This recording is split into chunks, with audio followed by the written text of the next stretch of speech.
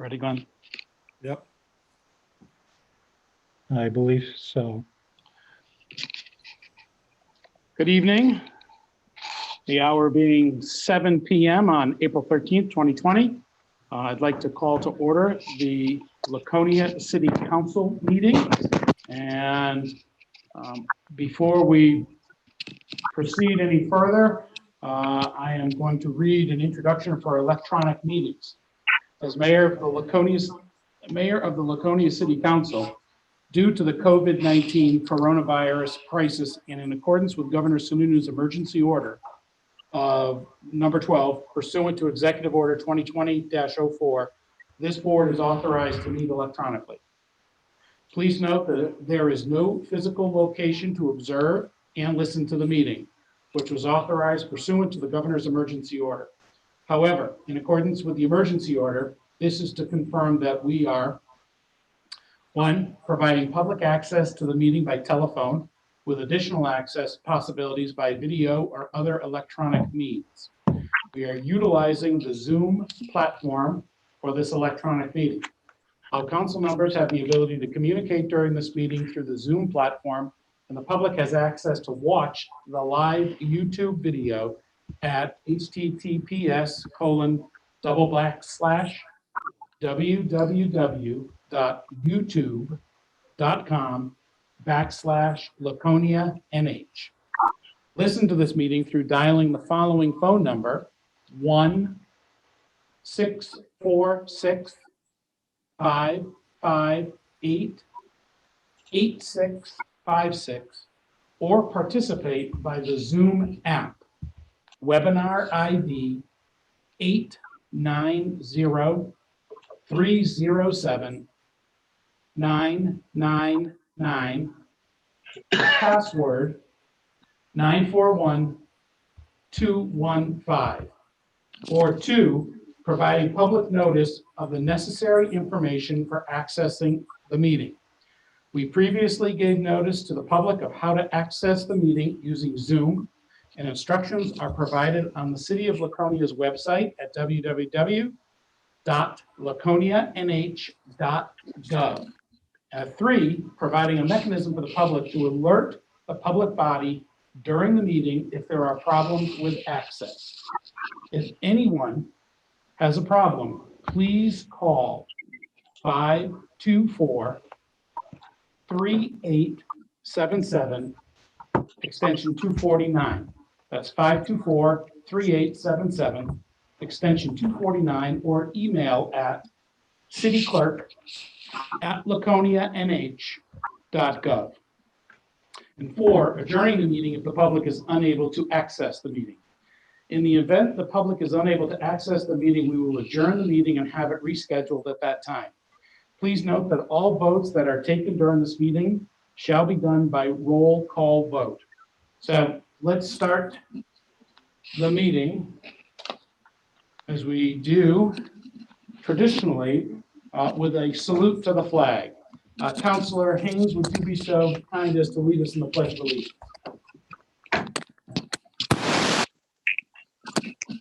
Allegiance to the flag of the United States of America, and to the republic for which it stands, one nation, under God, indivisible, with liberty and justice for all.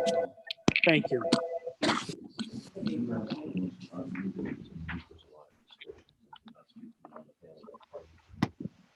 So Bruce and Councilor Felch and Councilor Cheney, if possible, could you hit the mute button on your screen so the background noise doesn't filter through?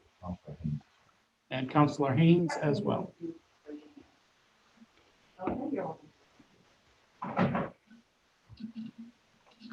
Joined at the council table of this evening is our city clerk, Cheryl Hebert.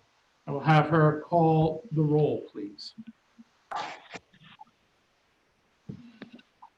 Councilor Cheney, Here. are you alone in the room? I'm sorry. I'm here. Is there anyone else in the room with you, Is Councilor there Cheney? anyone else in the room with you? No, there's no one here. Councilor Bounds, Present. Counselor Littman, Oops.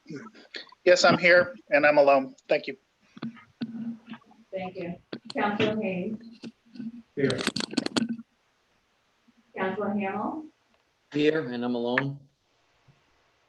thank you. Counselor Phelps, Here and alone. thank you. Mayor Hosmer. Present. Also joined at the council table in chambers this evening is City Manager Scott Myers, and helping us on the audio and visual Zoom platform and YouTube is City Finance Director Glenn Smith.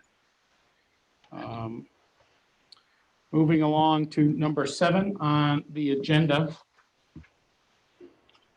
which is submission of the regular meeting minutes of March 9th, 2020. These minutes were distributed to the City Council on March 12th, 2020. With one correction submitted to the clerk, the minutes will be accepted as distributed. Secondly, moving on to 7B, which is the emergency meeting minutes of March 15th, 2020. Minutes of the meeting were distributed to the City Council on Wednesday, March 18th, 2020. With no corrections or changes submitted to the clerk, the minutes will be accepted as distributed. Moving on to 8 for consent and action items. I don't believe there's anything. 9, we are, number 9 is citizens' comments for matters not on the agenda. So if there are citizens viewing either through the Zoom platform or the YouTube platform, they can make themselves known and comment on matters that are not on tonight's agenda. And I'll be patient and wait for a few moments so everybody has an opportunity to raise their hand or chime in if they want to. If there's anything. Oh, okay. So let me take that back. YouTube, you're just watching. So if you're on the Zoom platform, you can raise your hand. Mr. Mayor, we have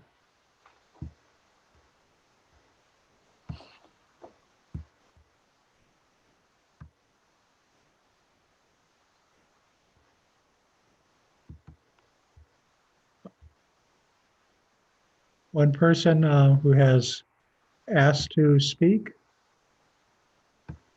Terrific. If Excuse me, we have 2 people who have raised their hands and then lowered their hands. So if you all right, so if that's raise a your hands. mistake, maybe we can, if there are people out there who would like to speak, we'll give it a few more moments. If you did raise your hand and put it down inadvertently, put it back up again, and we'll call on you, you can certainly have an opportunity to speak.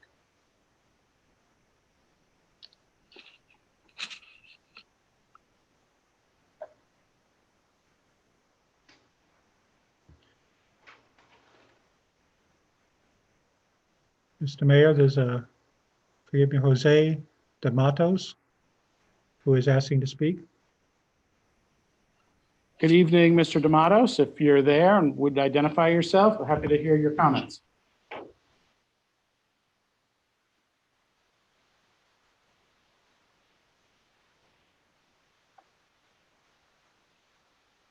We show him as being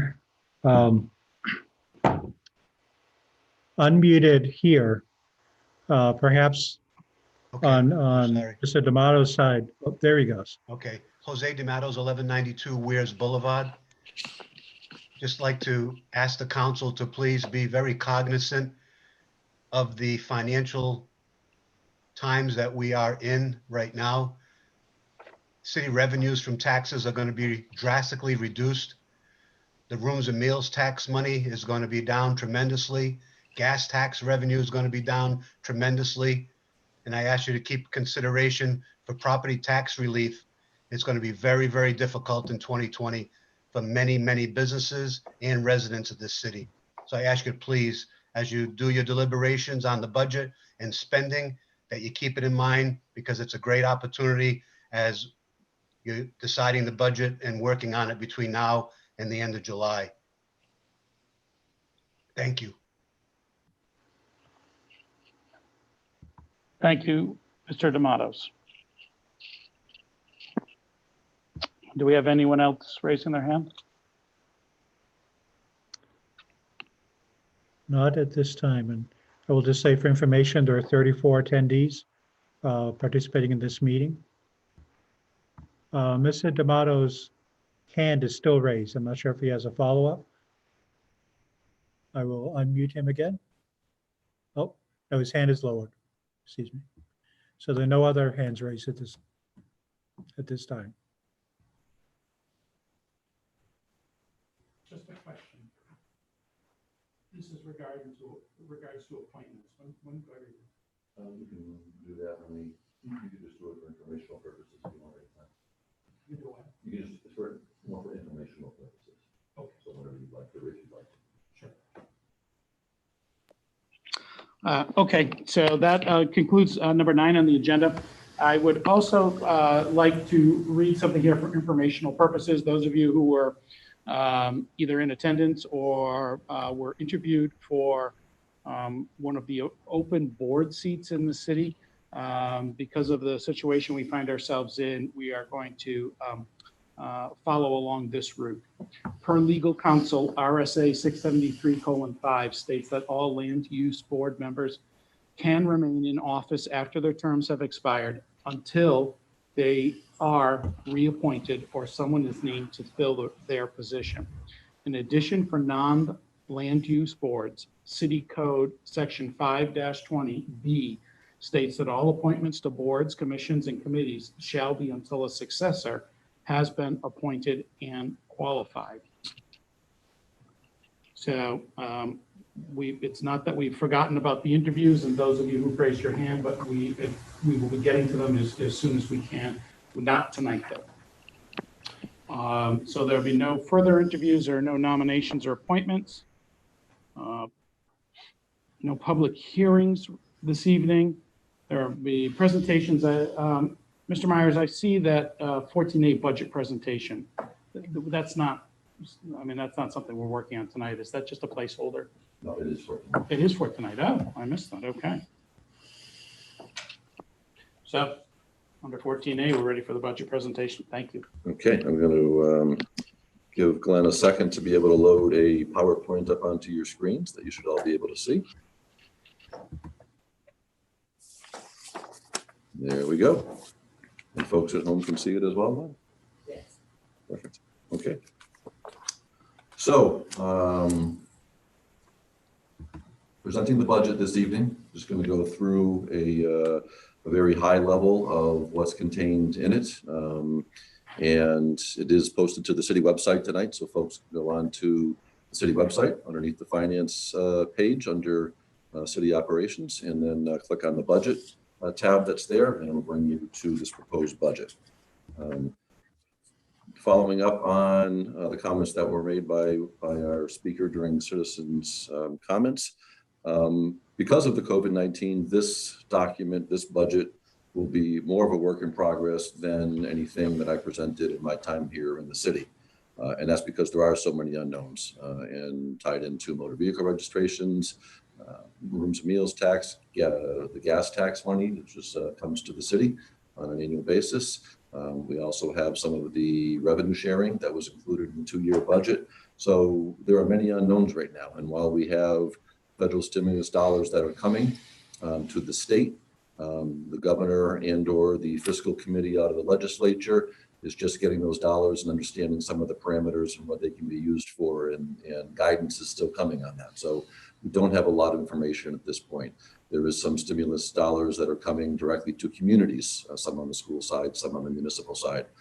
Again, we don't have guidance yet. So until we get that guidance, we're just kind of in a holding pattern right now until we have additional information. And certainly staff and I will work with you on recommendations and impacts and go through this document with you completely and determine what the impacts may be. But right now, it is just too soon to tell.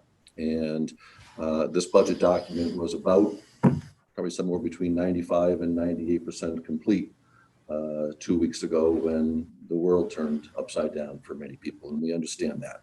So long way of saying we need to monitor the changes, if any, to the state budget. We may need to adjust some of our revenue projections. With historically low interest rates, we are looking at opportunities to refinance existing debt and possibly look at making some changes to what we do, maybe propose some new debt to take advantage of it and maybe, go debt service route rather than paying cash for something. We need to monitor the federal stimulus funds and advocate for how they will be allocated across the state. And last but not least, we'll certainly need to support local residents, business, and property taxpayers.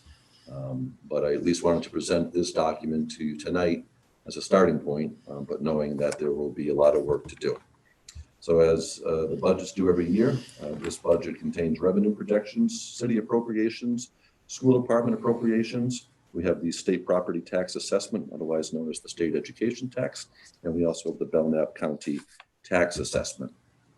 Also within this budget, you'll find the budgets of the water department, our sanitary sewer fund department, the internal service fund, which handles all purchases and repairs of vehicles, the ambulance fund, motorcycle week fund, and the 3 tax increment financing districts of downtown Lakeport and the Weirs.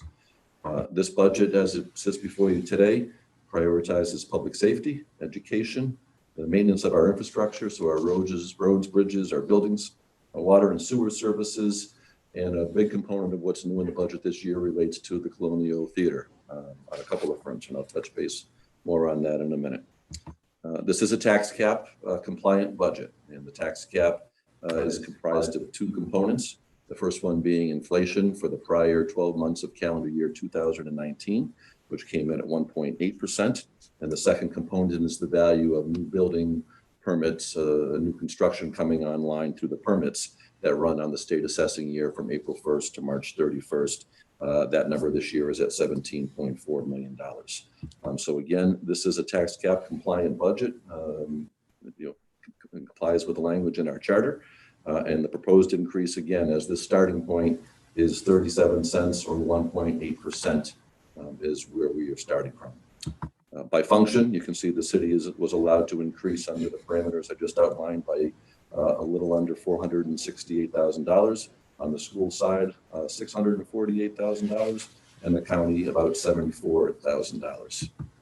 To break that down a little bit for you, city spending here increases with this budget by $855,000. The school department, excluding the federal lunch program, by about $1.3 million.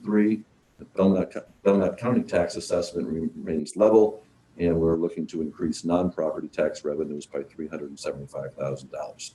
And again, the increase in assessment of $17.4 million. This chart just gives you the breakdown of where we are right now and how much each component of the tax rate would increase or decrease based on this budget proposal. So you can see that our current tax rate at $20.59 would be projected to go up to $20.96 per thousand.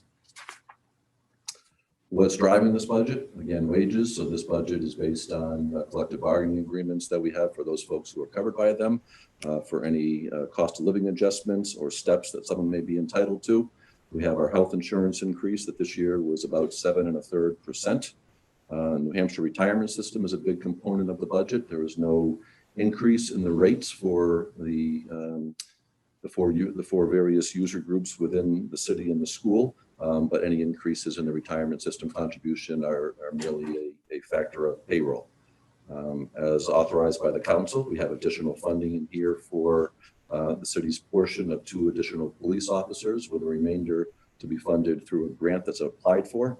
We have not heard confirmation we've received it, but we have put in the city's share for year 1. Would we be fortunate enough to get that grant?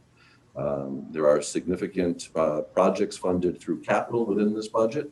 And in the coming days, I will be presenting you with some options on some projects that were not funded within this budget that we have available dollars from the revenue sharing that came to the city last year. If you recall, we anticipated some funds coming, but the governor vetoed the budget that was approved by the legislature. So we didn't have a budget until late September, well after we had adopted our budget. So we put about $400,000 in as a placeholder with the understanding that we expected those funds to come.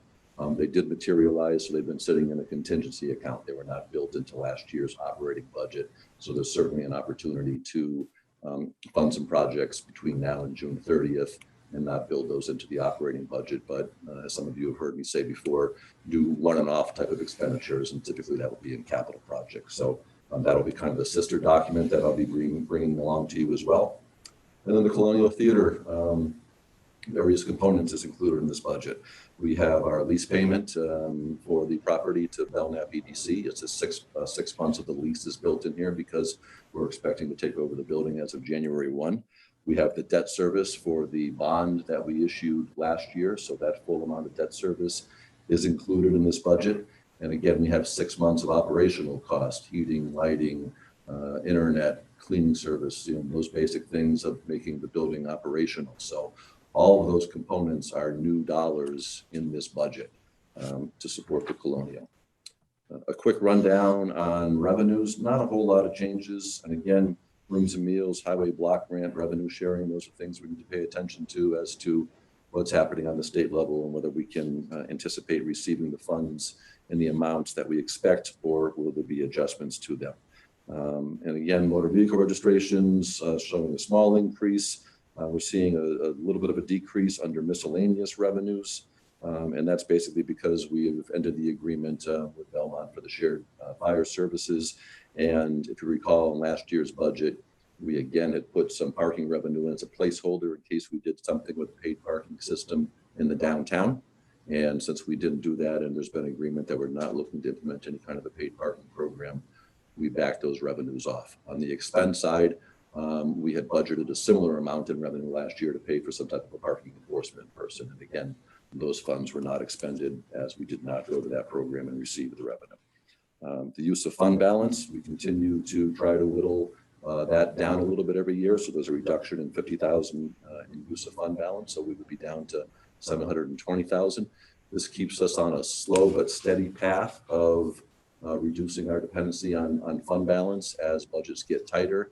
And you'll also recall that we spent several $1 million out of fund balance towards the original money for the Colonial Theater. And if you think back to the auditors when they were here in January, they mentioned that our fund balance is right below that 6% minimum threshold, that we don't want to see it go any lower. So we're being very cautious, trying not to use as much fund balance, wean ourselves a little bit at a time, so we can start to get that back up to a level above 6%. Again, with this, I will bring you some additional recommendations with some existing dollars that are there that I just mentioned. Toward the year end, as we get ready to close the books, there might be some requests to transfer funds from one department to another to cover unexpected expenses, or maybe some unexpected retirements that we incurred a larger end of career type of payment.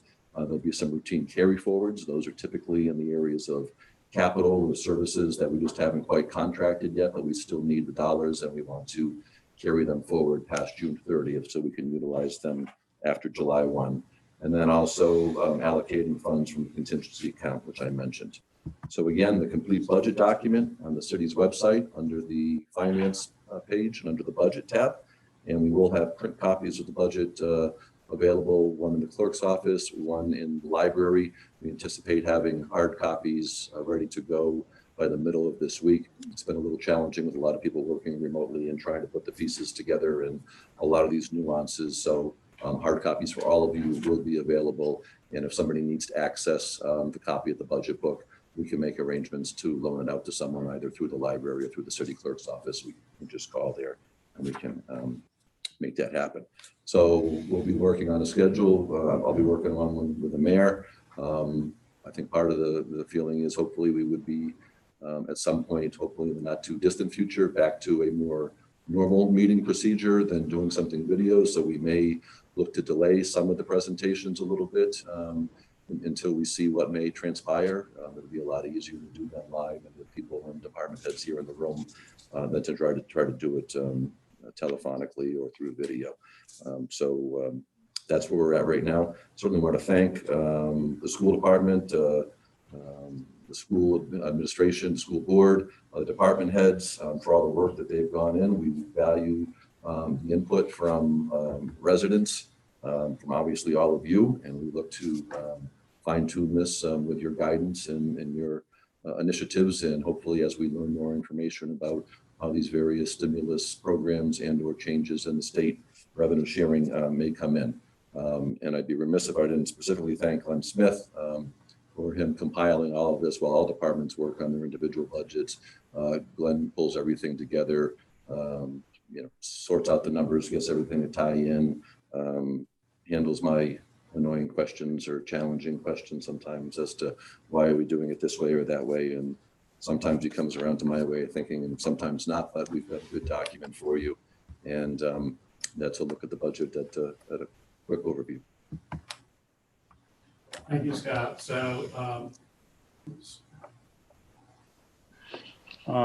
city councilors, you'll have an opportunity now to raise your hand for a question and make sure to unmute when you're ready to ask. Councilor Bounds. Yeah, I'm just requesting, you probably already done this, Scott, but to have that presentation, that PowerPoint presentation available for just a general review as we look at the budget. Absolutely, we will post that right with the budget documents. So Okay. you can get a quick snapshot. Thank you.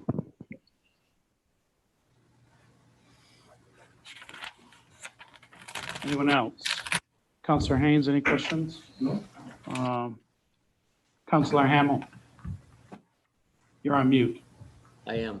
I'd just like to put out there for consideration by the city manager and the council, where these could be some really hard times, that we maybe allow a 3-month penalty-free extension on paying of the property taxes to try and help people out in this hard time. I don't know how that would work, Scott, but maybe something we could consider. Absolutely, Counselor. And that is something that was part of one of the governor's emergency order. We are working through the New Hampshire Municipal Association right now. There's some areas that we think need a little bit cleaning up. But overall, we think it's generally a good idea. As I said to one other counselor this morning, I think we want to maybe give it a week or so, work with the municipal association, and then come back with some approaches that the city can take for those who are in hardship on paying their taxes this year. Okay, thank you, Scott. Councilor Litton, was that you raising your hand? Yes, I just want to concur with Councilor Hamel and appreciate the manager working with the municipal association on a uniform approach with other cities and towns. Thank you, Councilor Littman. Anyone else? Councilor Cheney? I'm all set. All right. And Councilor Felch?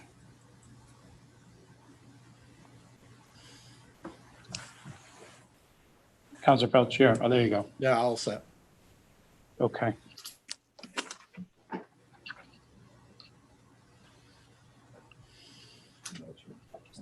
Raising their hand, just want to tell them again. Okay. Councilor Hamel, go ahead. Yeah, just one more thing. I want to thank the city manager and Glenn and all the staff and department heads for, again, coming in on the budget coming in under the tax cap compliance. We appreciate that very much as a council, and we'll thank all your hard work. Thanks. I'd second that. The hard work done by Glenn Smith and Scott Myers, really appreciate it. Apparently, we have a resident on Zoom who has raised a hand. No? Yeah.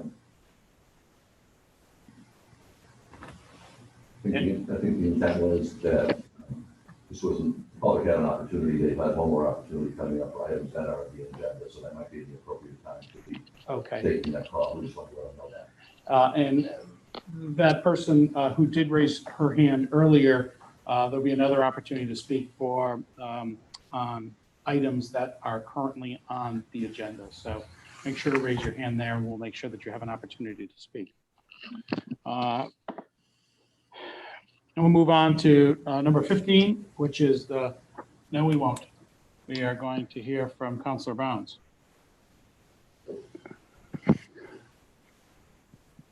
Okay, I just want to echo Counselor, the Counselor's appreciation of the tax cap compliant budget and give my standard comment with respect to our tax cap, which everybody knows I don't like.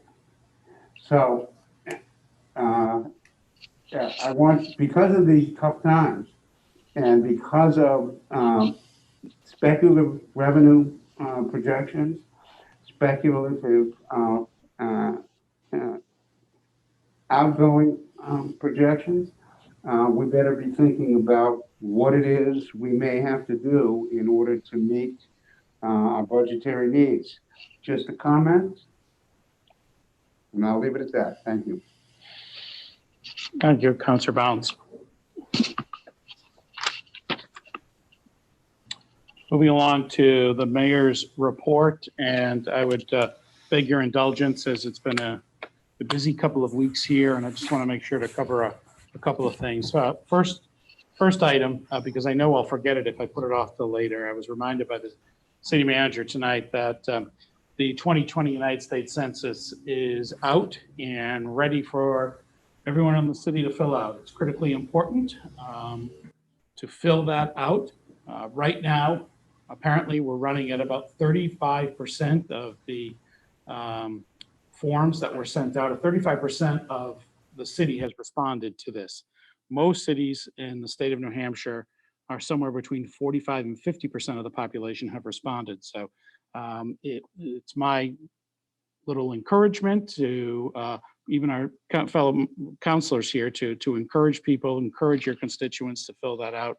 It is very important to the getting an accurate count, and certainly when it comes to allocation of various resources throughout the country. So it's important that we have that done. Secondly, and critically important, I think we've all been aware now for a week or so of the state's intention to utilize the Doobie Building at the Laconia State School in anticipation of perhaps COVID-19 positive or those waiting COVID testing.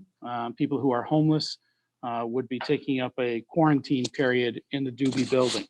So this has been a very challenging time in regards to this issue. We have been working closely together as a council and certainly with the city manager to clarify a few things here. I will say that I was surprised a week ago to find out that the city had been at least down. It hadn't been chosen necessarily at the time, but it was certainly down to the final couple places that were under consideration for housing this population. So today, with the assistance of the city manager, Scott Myers, we drafted a letter to the Assistant Commissioner at the Department of Safety, Perry Plummer, and I would like to just read that letter so people viewing can understand exactly where we, as city manager and the mayor, are coming from in regards to this issue. April 10th, 2020, dear Commissioner Plummer, the city of Laconia has heard from numerous residents with concerns regarding the opening of a shelter on the state school property for an out-of-area homeless population who have tested positive for or are symptomatic of COVID-19. Generally, Laconia residents are outraged that the state has chosen their community for this purpose. More specifically, residents' concerns include transporting infected people to Laconia, which may increase the likelihood of expanding transmission of the virus here, the ability to contain those who are quarantined to just the state school's Doobie Building, and assurances that everyone who may be housed at the building is returned to their community of origin at the earliest possible opportunity. We have also heard from members of Lakes Region Healthcare, which operates Lakes Region General Hospital and Franklin Regional Hospital, with its concerns about whether they have the capacity to treat an additional 25 to 50 COVID-19 patients. As you are aware, Laconia and Belknap County's population is older, less affluent, and underinsured when compared to the rest of New Hampshire. These facts put Laconia in a particularly precarious position as we contemplate housing seriously ill, highly contagious, non-resident patients within our city. As the state owns the property, the city may be legally unable to enjoin its use for this purpose. However, our residents' voices and valid concerns demand attention. There have been several conversations in recent days between the state and the city as we appreciate the improved communication. Going forward, we seek to ensure the state's accountability for its promises and representations, ongoing transparency, clearly defined expectations, and utmost diligence and good faith in working to ensure our community's safety. To that end, the city seeks to memorialize the assurances made to our residents in terms of how this shelter will operate if it's deemed essential and necessary in combating the COVID-19 pandemic. Specifically, the Doobie Building on the Laconia State School property will only be utilized as a flex facility and strictly limit patients to those deemed medically referred when all other shelter availability is deemed to be at capacity and therefore unavailable. Under no circumstances will anyone other than those with a medical referral be housed at the Doobie Building. Thereby, those who have not been medically referred will not be accepted under any circumstances. Placement at a patient's local facilities will be the preference for those medically referred in each case. The Doobie Building will be adequately staffed and secure 24 hours a day, 7 days a week, with the appropriate trained professionals in order to provide support and safety for the population housed there. The state is responsible for all transportation involved, most importantly for the transportation of any patient back to their home community as soon as their need to quarantine is satisfied. No building occupant will remain in Laconia unless this was their community of origin. Outside security of the building shall be maintained and fully staffed on a 24-hour a day, 7 days a week basis in order to ensure occupants are kept from leaving on their own and thereby risk entrance to the greater Laconia community. At the onset, Laconia Police Department shall undertake full responsibility for this detail and be assured 100% reimbursement by the state either directly or vis-a-vis the federal government. Laconia residents' unease has resulted in requests for additional patrols of the area, specifically Ahern State Park. We request a visible New Hampshire State Police presence in the area to reassure residents of their safety. We've shared with you our concern that we don't unnecessarily overwhelm or expose our first responders or overburden our local healthcare system by having this shelter opened in Laconia. This is a paramount concern for our residents and city officials. Food and meals as needed will be procured through Laconia businesses and restaurants. Establishing a communication tree that allows city officials to immediately access the on-site supervisor staffing the Doobie Building. Assurance that the Doobie facility will be staffed with mental health and substance abuse professionals to address patient needs as they arise, and proper procedures, training, and equipment, including adequate PPE, will be utilized and available to minimize virus spread. If a patient residing at Doobie requires non-emergency hospitalization, every effort will be made to transport the patient to their community of origin to receive health care so as to not tax our local resources. And finally, if the daily census rises above 50 patients, that information will be communicated in timely fashion to the Laconia City Manager Scott Myers, Laconia Fire Chief Kirk Beatty, Laconia Police Chief Matt Canfield, and Lakes Region General Hospital. We would appreciate written confirmation from you that the specifics raised above are your understanding as well. In these difficult times, we understand the need for sacrifices and appreciate the efforts being made by many. We also appreciate the positive interaction, communications, and responsiveness with our state partners. We trust that you understand the anxieties of our community in this unprecedented environment and appreciate that our first priority must be the health and safety of our constituents. We will do our best to work with you and balance these interests. The City of Laconia will continue that open communication and partnership provided that we can, first and foremost, ensure the health and safety and well-being of each and every one of our community citizens. Regards, Andrew Hosmer, Mayor, Scott Myers, City Manager. That is the letter that I have forwarded to the city council in its final version, we'll say today, and certainly lays out the expectations of what, excuse me, what the city in many respects has been assured verbally.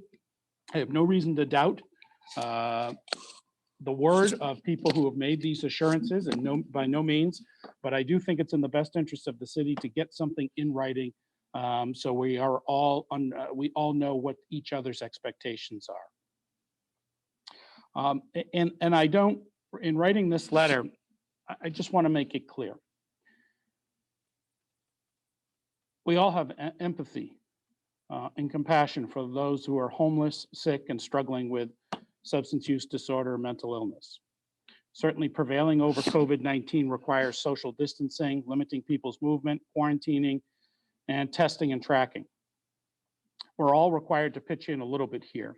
But as I said in the letter, my primary concern is the health and well-being of Laconia citizens. I certainly believe that good government depends on good communications. And I encourage people who are listening to reach out to the governor's office or our county delegation, state senators, to voice their concerns about any plans to use the Doobie Building.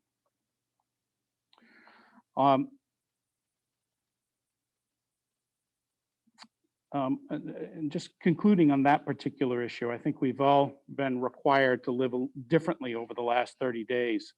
Certainly life has become significantly more challenging with a pandemic and an economy that's really in the throes of significant turbulence. And certainly, as Mr. D'Amatos indicated earlier in tonight's council meeting, we have to be acutely aware of that as we prepare the budget going forward. There's many unknowns, but certainly taking a cautious, conservative approach is something that is in the best interest of the taxpayers of this city. What has occurred, though, over the past 30 days has been, in so many respects, extraordinary. Extraordinarily disturbing, of course, unsettling, anxiety-inducing, and in fact, has a number of people who have called me and complained, I know that they are downright frightened. But what I've learned during the past 30 days is why Laconia is once again so special. It's the people in the city that have pulled together to do extraordinary things. I certainly think of our teachers, our paraeducators, our educational assistants, our food service employees. They've had to be innovative on the fly to teach students and to keep them engaged remotely, which has been remarkable. I think of our first responders, our police, our firefighters, our paramedics. You know, I had a conversation with one firefighter over the past couple of days who was mentioned to me what it's like to say goodbye to his 2 children before he starts his shift, not knowing whether he's going to perhaps be quarantined because of his job over for the next 14 days and not be able to see his children or hug them. That certainly resonated with me. I want to say thank you to our city employees who have not only learned to work remotely, but we also have city employees who've come into the job and have to be out there doing essential jobs. That's extraordinary efforts in these uncertain times, and I certainly want to say thank you. We also have our business community, which is under significant pressure right now. They've had to recreate business plans really on the fly, keep people employed, provide services and goods to customers that maybe are not as numerous as they once before.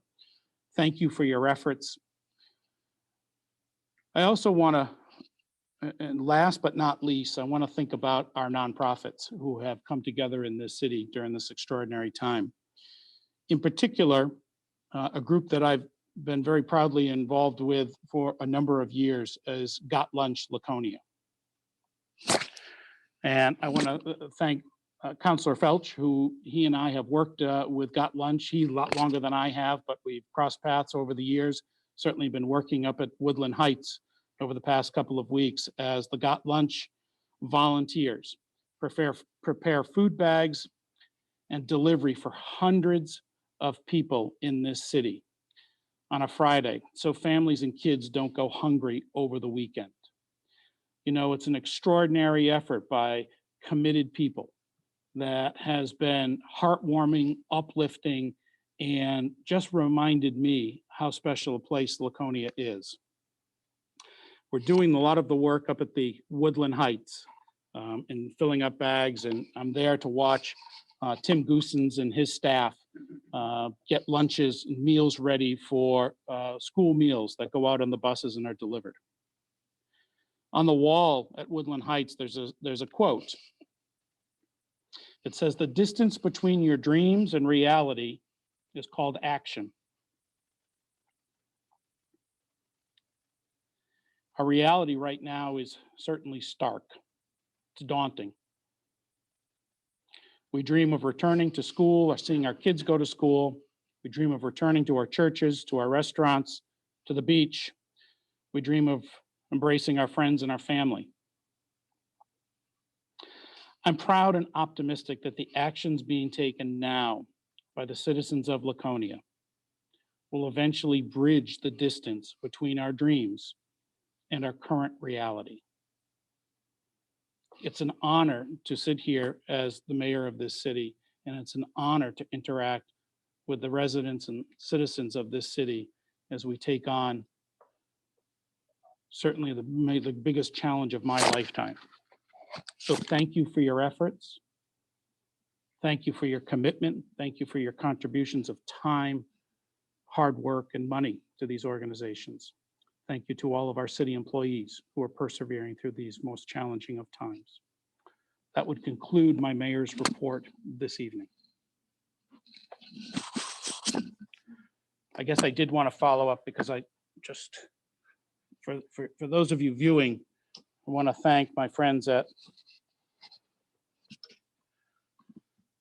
Woodland Heights, the Woodland Heights Wildcats here. I'm wearing their long sleeve shirt tonight with a great deal of pride, and a shout out to all the folks there who are doing tremendous work.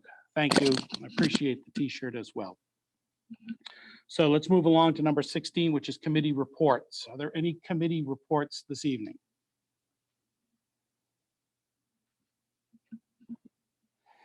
Seeing none, seeing no one's hand raised, we'll move on to liaison reports. Do we have any liaison reports this evening? Yes, Councilor Hamel, thank you. I just want to give a short report on the Colonial Theater. The project is still going on very well. Some of the contractors have reduced some of their staff, so I think we're probably coming to the realization that a November completion date is probably a wishful thing. It might end up being December or even January. But I just wanted to let you know everything is still going on there. The plumbing, the electrical guys, the people redoing the frescoes and all that are still there.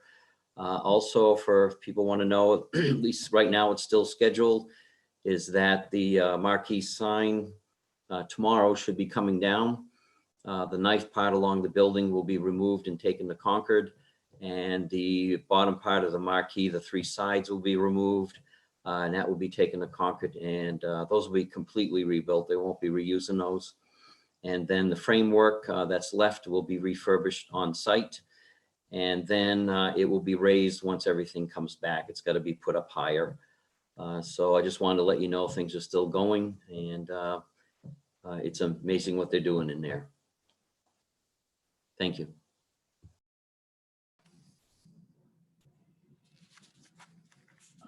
Bob, thanks for your continued efforts in keeping us abreast of everything that's going on at the Colonial. Appreciate it.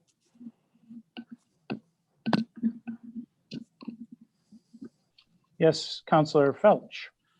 Yes, I met with the Motorcycle Week Association, and as of right now, they're hoping to continue and have it in June as planned. But if not, they will decide by the end of April rather to move it to August 22nd through the 30th. And that's about all I have. Thank you, Councilor Felch. Any other liaison reports this evening? Seeing none, we'll move on to number 18, which is citizens' request to comment on current agenda items. If there's an item on the agenda you'd like to speak to right now, you may.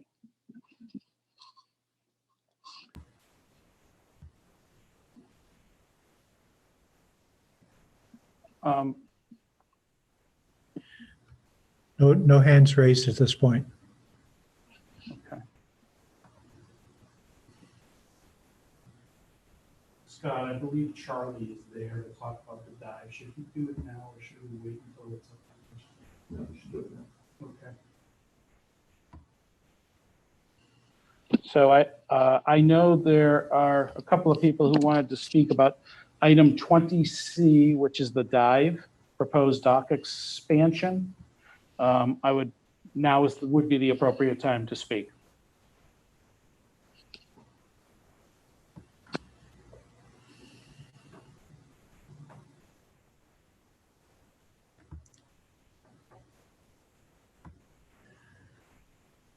We have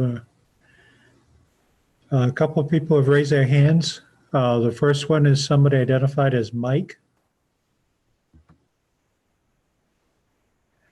Okay, Mike, if we'll open up your mic, if you'd identify yourself.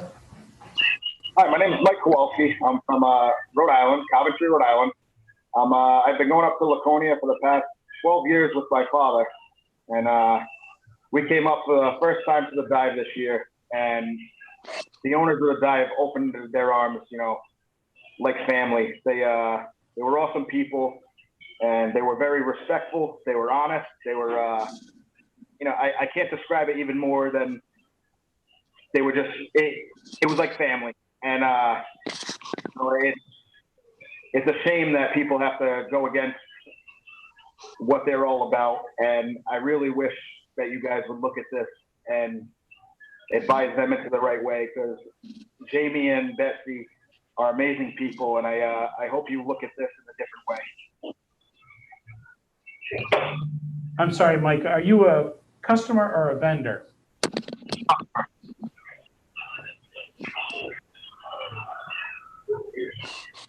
Okay. Can you hear me? I'm a customer. You're a customer. Yes, I did. Yeah. Thank you very much. Absolutely. Next is Betsy Sullivan. So Betsy Sullivan, if you unmute your microphone, you can introduce yourself to us and tell Sure. us where you're from. Is my camera on? Can you guys see me? No. Okay. I'm new to this, so I apologize. Thank you. I'm one of the owners of the dive. Jameson and I own the dive. And thank you for taking the time to speak with us. I'm new at this, so I'm very nervous. And I guess I'd like to ask, I don't know, by a show of hands, how many of you have actually been on board either by boat or by land to our restaurant? One, just one. Okay, it's good to know.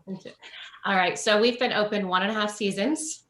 We started our first season, we were at West Alton Marina. And last season we were invited to the Weirs to have a land pier where people can come on and off, as well as, you know, we still have our boaters. So it was a really great opportunity for us. And we loved it. We really, you know, expanded our business, especially on the rainy days or the colder days where people aren't getting in the water.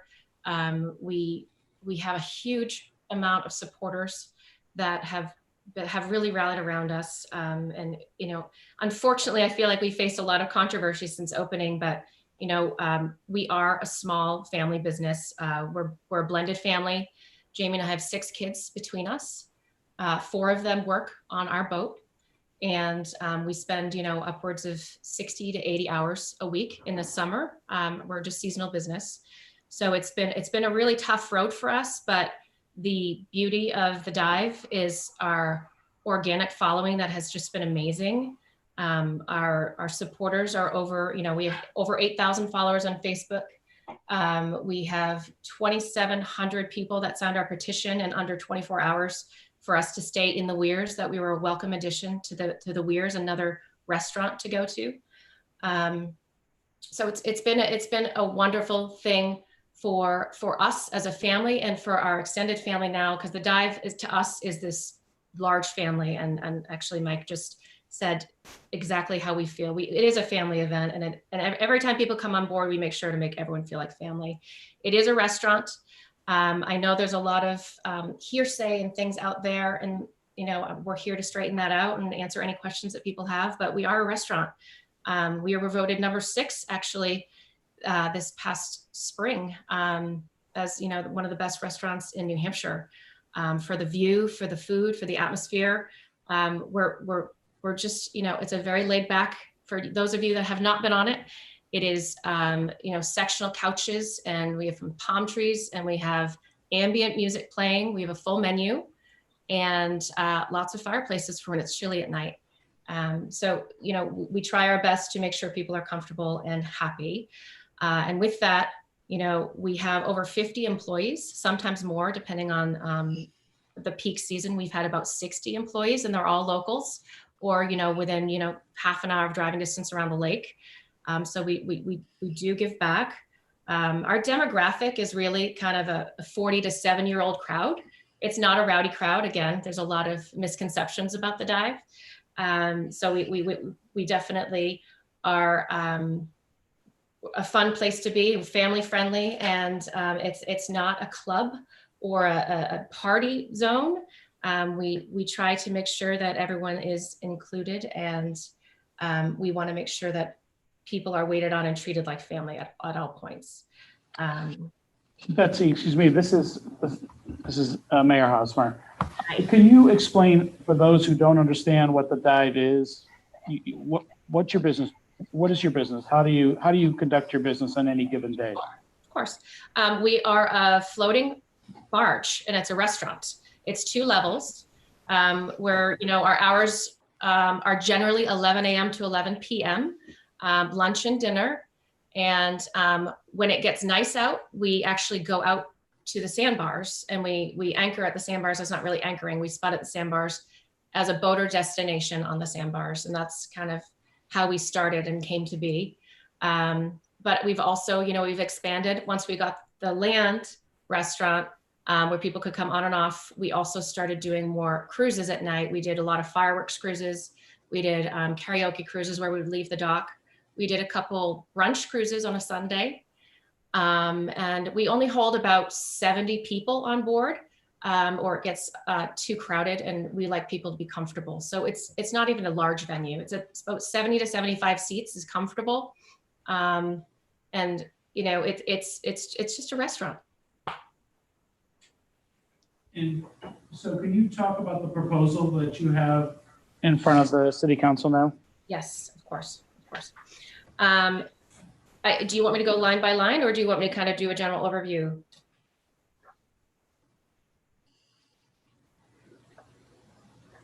Line by line would be just fine. Okay. So I hope we have the same one in front of us, but so the overall proposal is we want to build a dock off of the public docks at no cost to the city. We're going to roughly spend probably $100,000 of our own money to build a pier off the docks, which we are going to then give back to the city at no cost. And of course, follow all the rules and regulations of the city, indemnify everything on our insurance, just like all of our other leases have been. And our new spot will obviously, it won't block any views, which was a complaint last year that we had. But okay, so the first one, we would of course discuss the building process with the city, and we'd work to get a permit with all the DES approvals and all the other approvals that we need to get. We do everything above board, as we always have, and we get all the appropriate signatures. We have priced out the project. We've talked to about 3 different marine construction companies. They range anywhere from 55 to 60,000, but it's probably going to be closer to 65,000, and that's just for the dock, because it's going to be a heavy duty dock, kind of like the Mount Washington has, and all the mail boats. We're a commercial vessel, so we need to make sure it's strong enough. So it'll be a heavy duty dock, and on top of that, we'll pay for all the electrical and the plumbing. So that's going to roughly be another 20 to 25,000 on top of that. So in terms of timing, you know, we've been told by these construction companies, and you know, they're all busy. It's very hard to get this, but it says barring any problems, you know, weather permitting and any other permit issues, it should only take about a week to build, and then for the electrical and plumbing, another week. So hopefully it would only take about 2 weeks. The pump out, we've submitted the actual kind of marine pump ahead. It's what they use down at the Meredith Town docks. And that's what we'd like to install. And of course, all the plumbing and the electrical will be with licensed individuals, to all the code and regulations for the city, of course. And DES, we've worked with many times in the past. We have a great relationship with them as well. So they will help us with everything that comes in terms of the water, the state water. So it looks like it probably, I mean, it all depends. This pandemic's kind of thrown everything into craziness. It's a little disarray right now. So we don't know in terms of timing. We're hoping that we can get into June to get open. But while the build is being done, we do need to make sure that we're able to open and run business as usual just to pay for all of this. So we would like to ask permission to use the final dock towards where we're building until it is finished, just so we can, and a lot of boat traffic isn't even happening at that point at the end of May and June. So we'd like to use that so we can do our business and, you know, get our employees hired and working. I mean, we want to make sure that we don't lose them. Okay, and we've already worked out arrangements with a commercial parking lot for our staff and for any of our trucks and equipment that we use. That's right within walking distance. That's already set.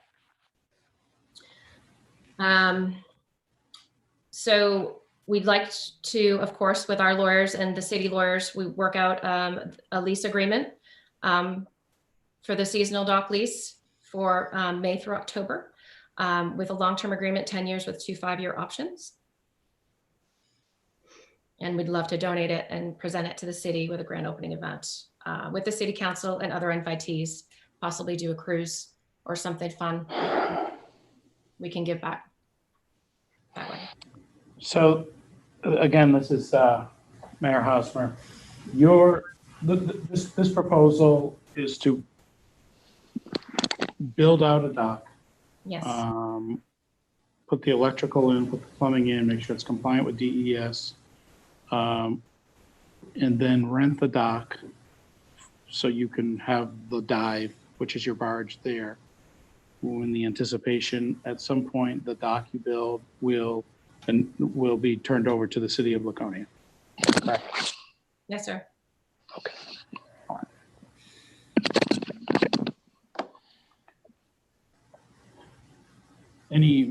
Any questions for Ms. Sullivan at this point?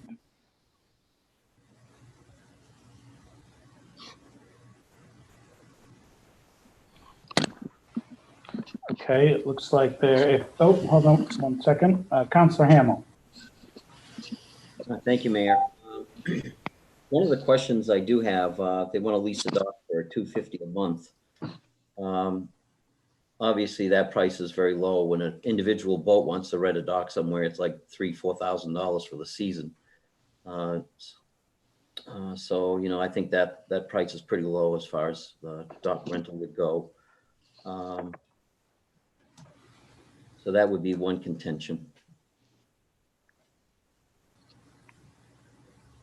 So I think the reason we wrote it that way is because we are trying to come up with $100,000 to build the dock.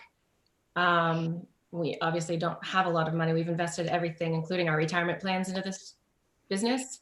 So we were hoping as we get more established that we can revisit it, but it's obviously negotiable with the city and with our lawyers, of course. But I think that's why it was low, because we still have to pay off the build.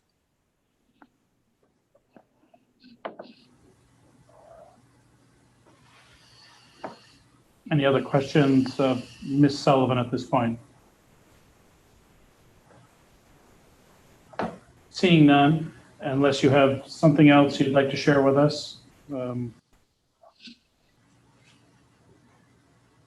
I do want to make sure that the council knows, because it's been talked about, and I want to make sure we clear it up.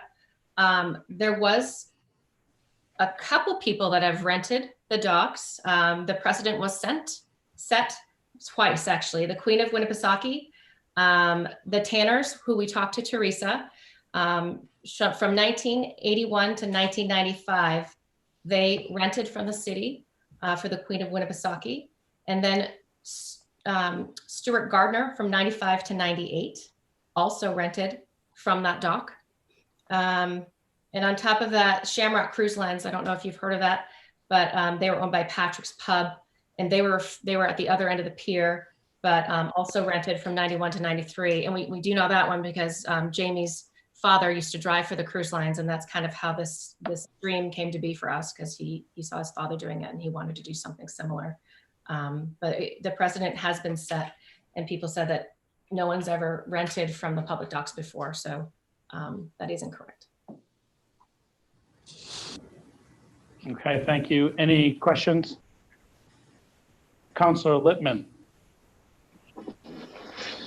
Could you, I'm sure from what you relay that you have a lot of satisfied customers and people that are enjoying the facility.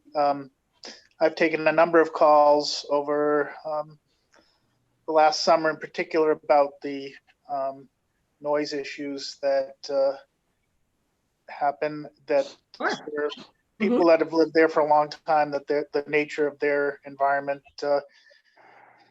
has been where their enjoyment of their property has been lessened. I know that there are people who do enjoy it. I'm sure it's a great service for people to be able to take advantage of, but I guess I'd like you to address that issue in terms of what you would do to better cooperate with the neighbors so we're not getting calls about disturbing the No, I understand. peacefulness. No, I can totally talk to that. We actually included, there was only 3 reports, and all of them were unfounded. There were the same people that were complaining at first about their views, but every time they called the city told them that they don't own the view and there's nothing they could do about it. So they had to come up with a secondary problem, which was noise. And we've included them in our proposal. And they're all unfounded. There's only 3 calls. I don't know how many calls outside of that you got, but there were 3 calls. And again, we play ambient music. We're a restaurant. We're not a nightclub. We're not Tower Hill. We're not the Big House. Their music is, we can hear from our restaurant.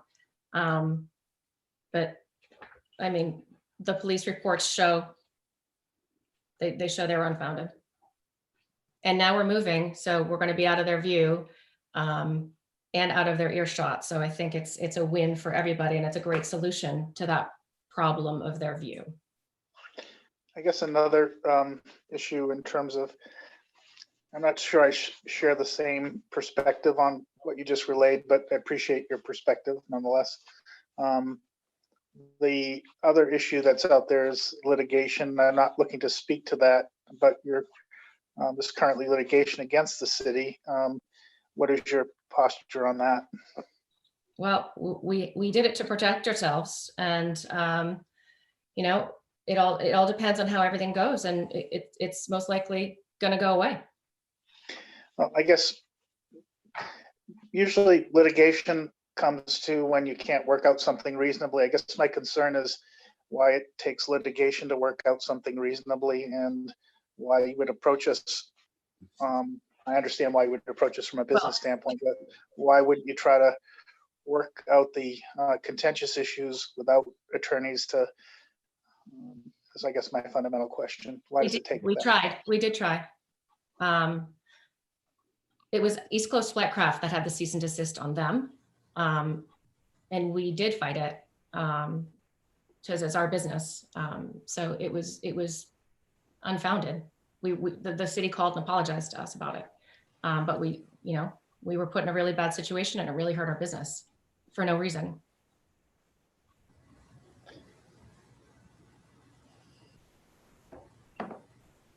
Thank you for answering.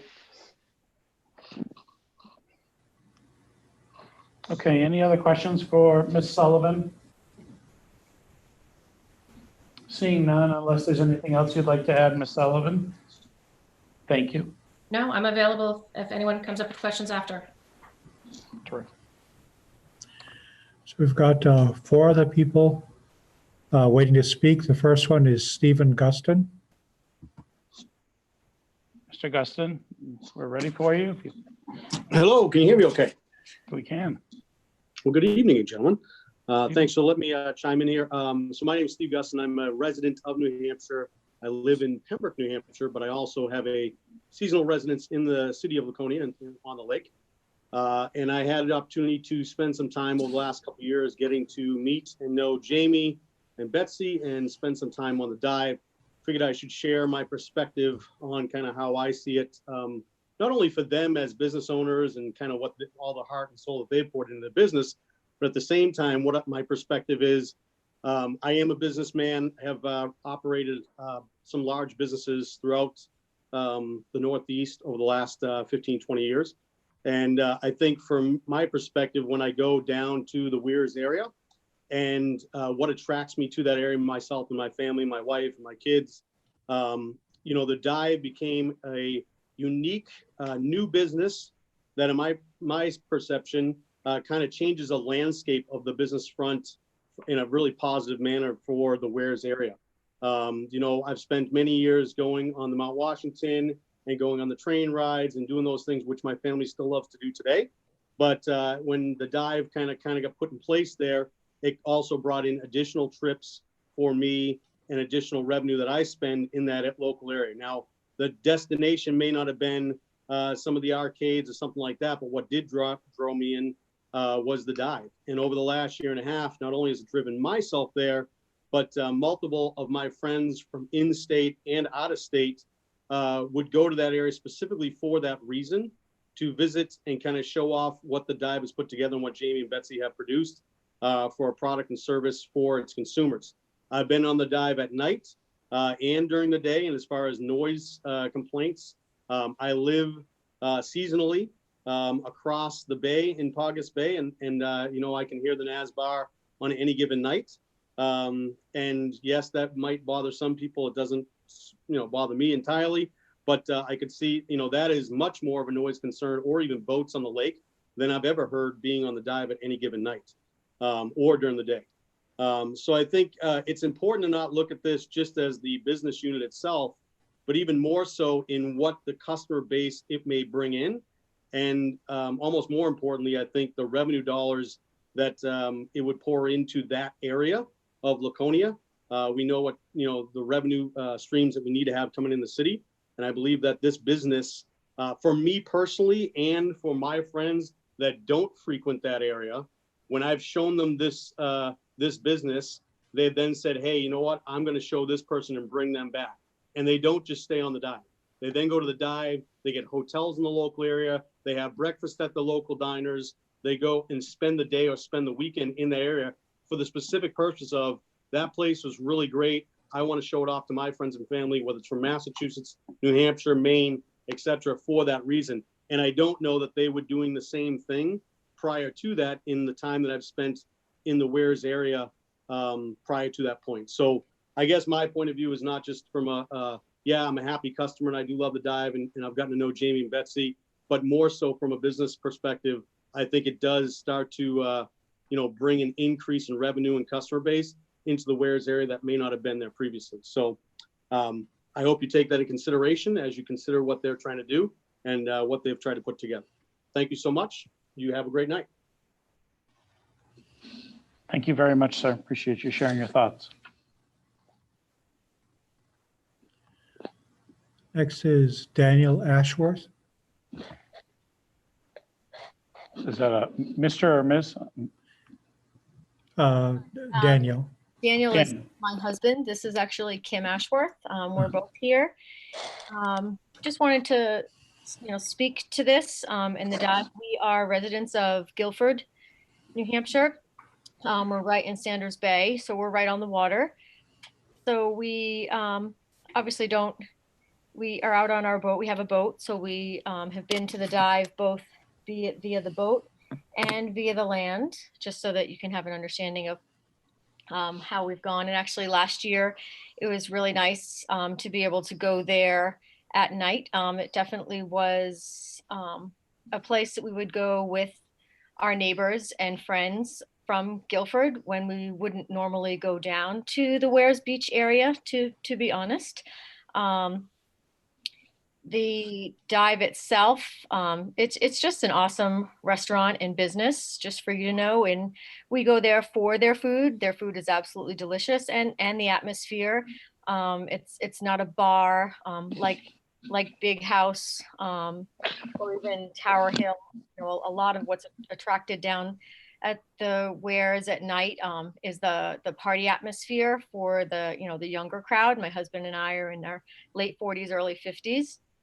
And, I just want to mention the residents that were complaining about noise. I found that to be kind of comical because they live right near Big House and Tower Hill, and that's really loud. And I've been on the dive multiple times. And as Betsy had described, they have the propane fireplaces. You can sit there and just enjoy a nice meal and a cocktail. It's really a nice, quiet atmosphere, and have a conversation amongst friends. Their food is delicious. I'll say they probably have one of the best lobster rolls on the lake. And Betsy and Jamie, they're just really amazing, hardworking individuals.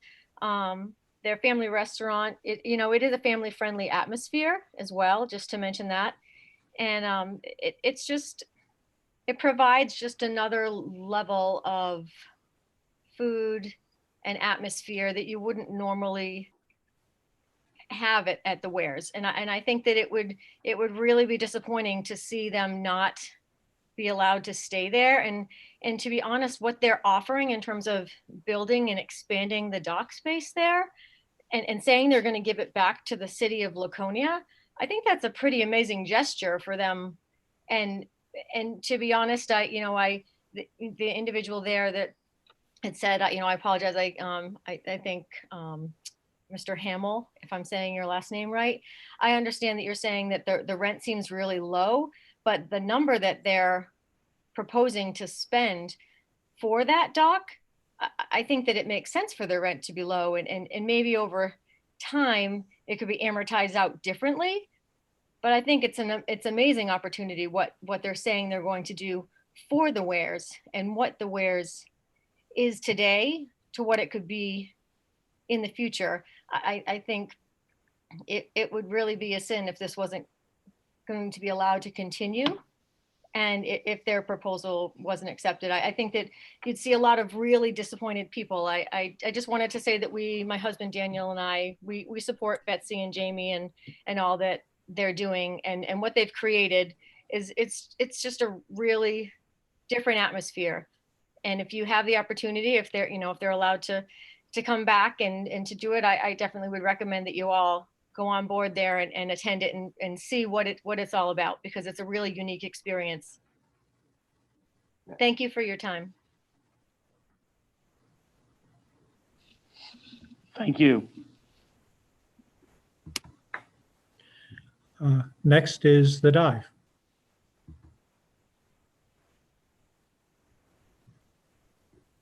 Like the barge speaks. It's identified on the screen only as the dive. Oh, okay. All right. I was thinking of like Thomas the Train that talks. We have Is there anyone else there that would like to speak on this? I'd like to speak if you can hear me. I can hear you quite well. Who is this? How you doing? My name is Chris Galata. I'm from Long Island, New York. Hi, Chris.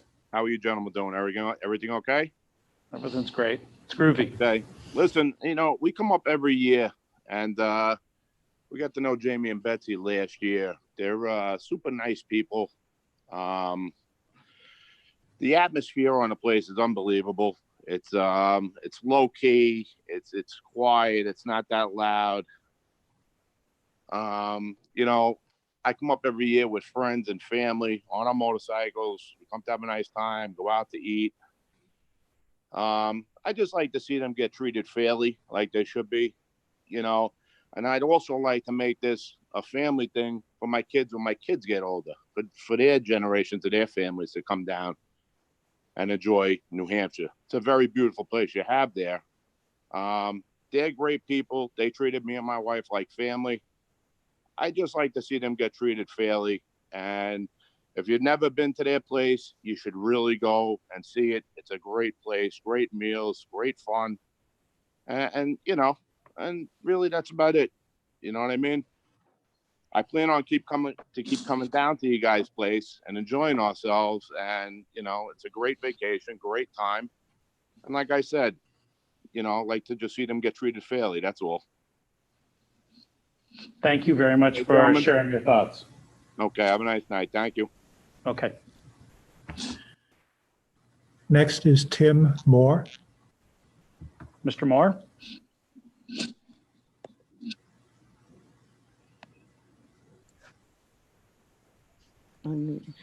Yes, this is Cheryl Moore speaking on behalf of Tim and Cheryl Moore. Thank you. We have been living on the lake on an island for over 20 years. And I can tell you, my husband and I probably have not been to the Weirs in probably the last 15 plus years because there's nothing to offer. We did start going to the Weirs when the dive was docked there and frequenting the Weirs much more often and bringing revenue. And many visitors from many other states to their establishment. Their restaurant, the food is wonderful, the atmosphere is wonderful, like everybody said. I can tell you, unfortunately, I'm not one of the lucky ones to still be in my 40s. I'm in my husband and I are in our mid-60s, and we love the mix of people, the social atmosphere, along with the good food. And I, for one, cannot stand loud music, loud people. I don't like loud. So I can tell you from experience many times, day and night, being on the dive, it has never been loud. If anything, when it was docked, I heard Anthony's on the Pier, Tower Hill, and never heard any complaints there. But noise coming from the dive, not in my experience. I've probably been on it many times. I wish I saw before at the meeting, only one of you raised your hand saying you've been on the dive. And I hope to meet all of you in person on the dive this season after you hopefully vote positively to move forward with this proposal this evening, that after coronavirus and as we re-enter back to our normal lives, this small family establishment can be brought into your lovely city legally, and we can all have a good time visiting the dive. Thank you so much for your time, and I'm hoping for a positive outcome. Thank you. Thank you so much for taking the time to speak with us. There are 4 people waiting to speak. The first one is Katrina Fernald.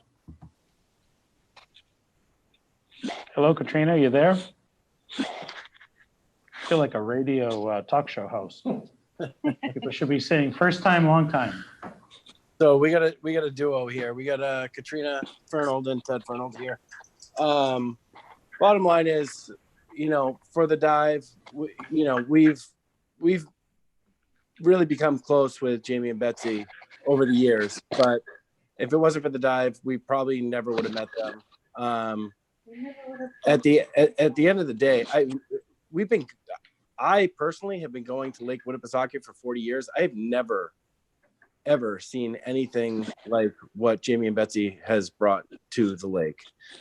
I mean, we've gone to Laconia a million times, and to be honest with you, up until a couple of years ago, we would drive in and we would drive out.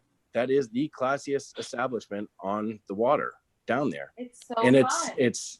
it's really a shame that they're getting pushed out of here right now. And I really do hope that Laconia can come together and really make something happen, because this is important not only to us, our family, our friends.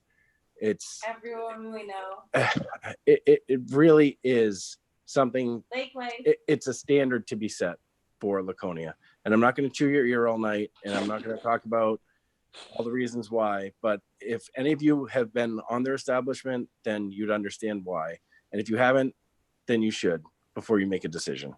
And we'll cut it off at that. Thank you very much for taking the time to speak with us. Thank you so very much. Next is Brooke Walters. Hello, Brooke. Hi, can you hear me? Can hear you. All right. I bartended on the Dive since they've opened. I'm currently down in Georgia working on Tybee Island for the winter.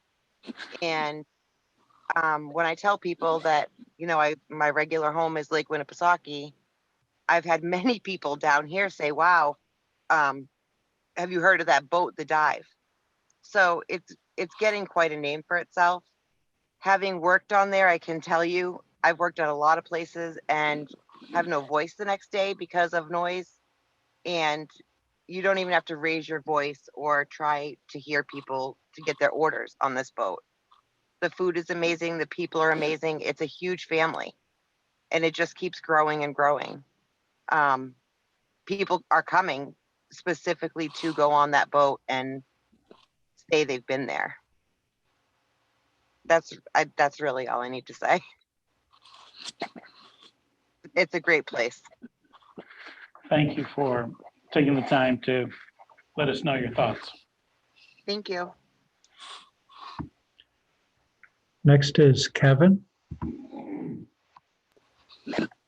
Hello, Kevin.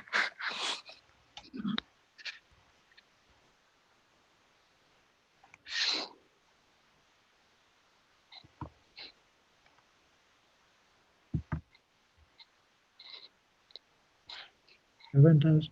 I believe he is unmuted on our side. Okay, Kevin, can you hear us? Mr. Mayor, you there? I am. Hello, Mr. Mayor. Hello, Council. My name is Kevin Malo, and I'm here with my wife, Cheryl Malo, and we're here speaking on behalf of the Dive. And a lot of the things that we'd like to add is pretty much what everybody on the phone has already spoke about. Betsy and Jamie, we met them a couple of years ago, and I'll tell you, they're the utmost professional, respectful, responsible business owners you'd ever meet. And the Dive itself brings a whole unique flavor to the downtown part of the Weirs there. It's something different than anybody has to offer. And believe me, wife and I, we live in New Hampshire. We have a seasonal residence up in Meredith, and we have visited all the establishments pretty much up and down the waterfront there. And when you get on the Dive, our family has been extended tenfold by the amount of people that we've met on the Dive over the past year or so. And the conversations, the laughter, the atmosphere, the food, everything about it is top notch. There's nothing like it that's out there. And just like everybody else has pretty much put out there, to see anything happen to this establishment would be a loss to the region. Again, we've met more people that have come from all outside the area that I know that are bringing revenues into the state there and the town, the local towns and other establishments as well. And we'd certainly hate to see anything happen to Betsy and Jamie. So again, if there's anything you can do to help support this effort, we'd much appreciate it, much like everybody else that's spoken tonight. And thank you for your time and your consideration. Thank you for yours. Next is Kara. Hello, Kara. Good evening. I'm going to keep this quick because I'm going to reiterate what everyone else is saying. What I bring to the table, though, is I was a resident up there. Kara, where are you from, Kara? So, well, I was a resident up there from Meredith, Center Harbor area for 38 years. I recently just had to move down to Southern New Hampshire for work, but I want to speak on behalf of the Dive. As a local who has seen the Weirs, start to revive itself. And I think that the Dive brings a very unique piece to the area. And like other people are saying, that isn't as loud or as rambunctious and crazy as, some of the other venues that might be at the Weirs. It's a very low key, you can go sit by a fire. We've been on firework cruises at night. We just get out with your friends, and it's just a nice addition to the Weirs. They've done all the road work there and the sidewalk work, and I don't, I'm repeating what everyone else is saying, but I just want to advocate for, the Dive, and that I hope that you guys consider, doing just cause for them, because I think it's just been a great addition. So that's all I have to say. I just wanted to make sure that my voice was heard as someone who's been there for a while. Thanks, Cara. Appreciate your time. Thank you. And we've been joined by Bobby.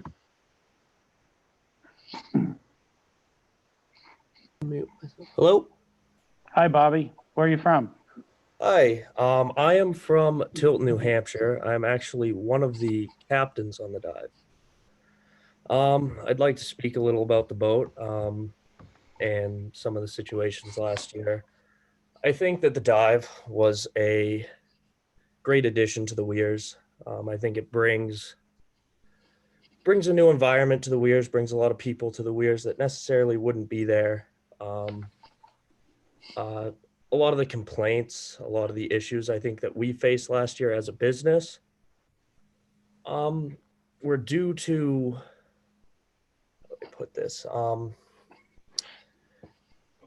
Every new business has growing pains. I think that what we were shooting for by going to the Weirs was trying to offer something to people that wouldn't necessarily have the chance, people that can't necessarily get to the sandbar, but want to experience something that they're seeing all over Facebook.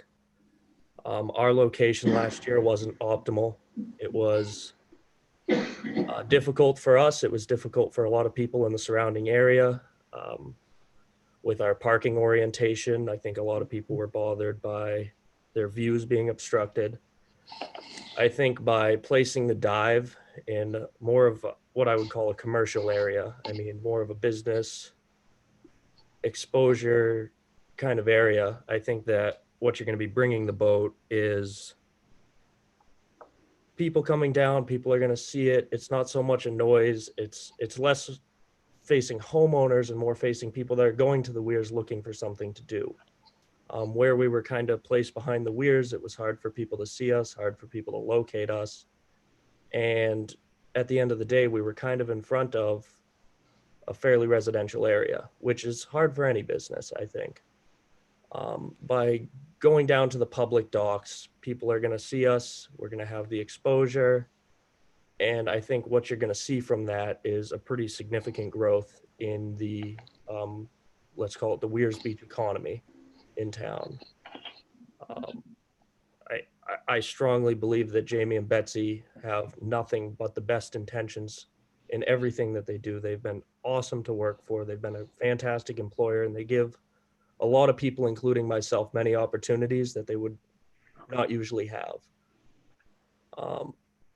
So I guess my 2 cents on the situation is that by placing the boat in kind of a public area where there's already significant boat traffic to you guys' public docks, there's already significant traffic down the boardwalk, down the street there. What we're bringing is a very subtle, calm environment, something that people are not necessarily going to the Weirs for, but it's going to bring in an older crowd that's going to be going to the Weirs to revamp and relive and experience the Weirs as it was. And I guess my main point is that with every new business, there's difficulties, and we've faced a lot. And every day it's a new challenge. And by placing us somewhere where we can grow and excel and bring good to everyone, our customers are awesome, our fan base is awesome. By placing us in that atmosphere, I think that you will see a very good thing happen down in that area. Thank you very much for sharing, Bobby. There are nobody else waiting to speak at this point. I had received a contact from Oh. Representative St. Clair that wanted to speak. He, we can recognize him. There's been several people who put their hands up and down during the course of the last half hour, and I think he might have been one of them, but let me, there he should be there now. Representative St. Clair, are you with us?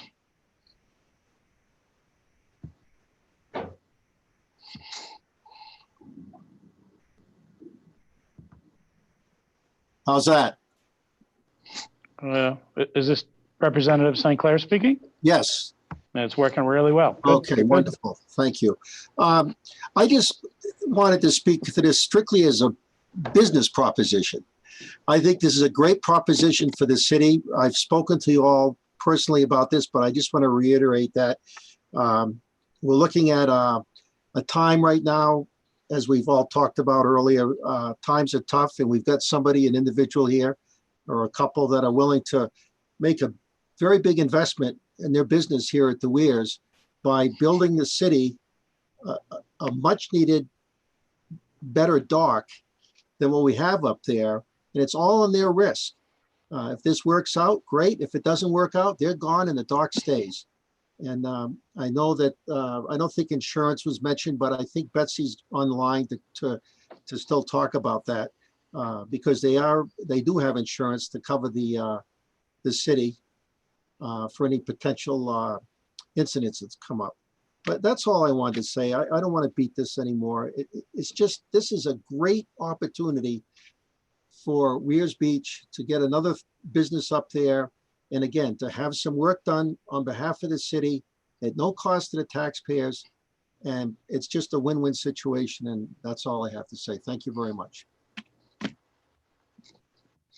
Thank you, Representative St. Clair. Anyone else? Glenn raising their hand. Two additional people have raised their hands. First one is William Kennison. Mr. Kennison. Yes, do you hear me? Very well, loud and clear. Good. Yes, good evening, Mayor and City Councilman. I think this is a wonderful solution. As a lifelong resident of the Weirs, I'm 62 years old. I've been there for 62 years. It's been in my family for 150 years, the same house. If we're going to be honest, I don't think it was ever an issue about the music. It was more the issue about the view. I think this is a wonderful compromise that they moved to the public docks. That's about all I have to say. Thank you, Mr. Kennison, for your time and your input. Thank you. First initial C, last name LaConte. C. LaConte, you are recognized. I'm getting a message that C. LaConte is using an older version of Zoom that does not allow for audio. Well, if C. LaConte would like to call in, could they call in with a question or not? No, that was just for a problem. Never mind. Strike that. Sorry about that. You're certainly encouraged to drop an email to us with your remarks. We'll take them into consideration.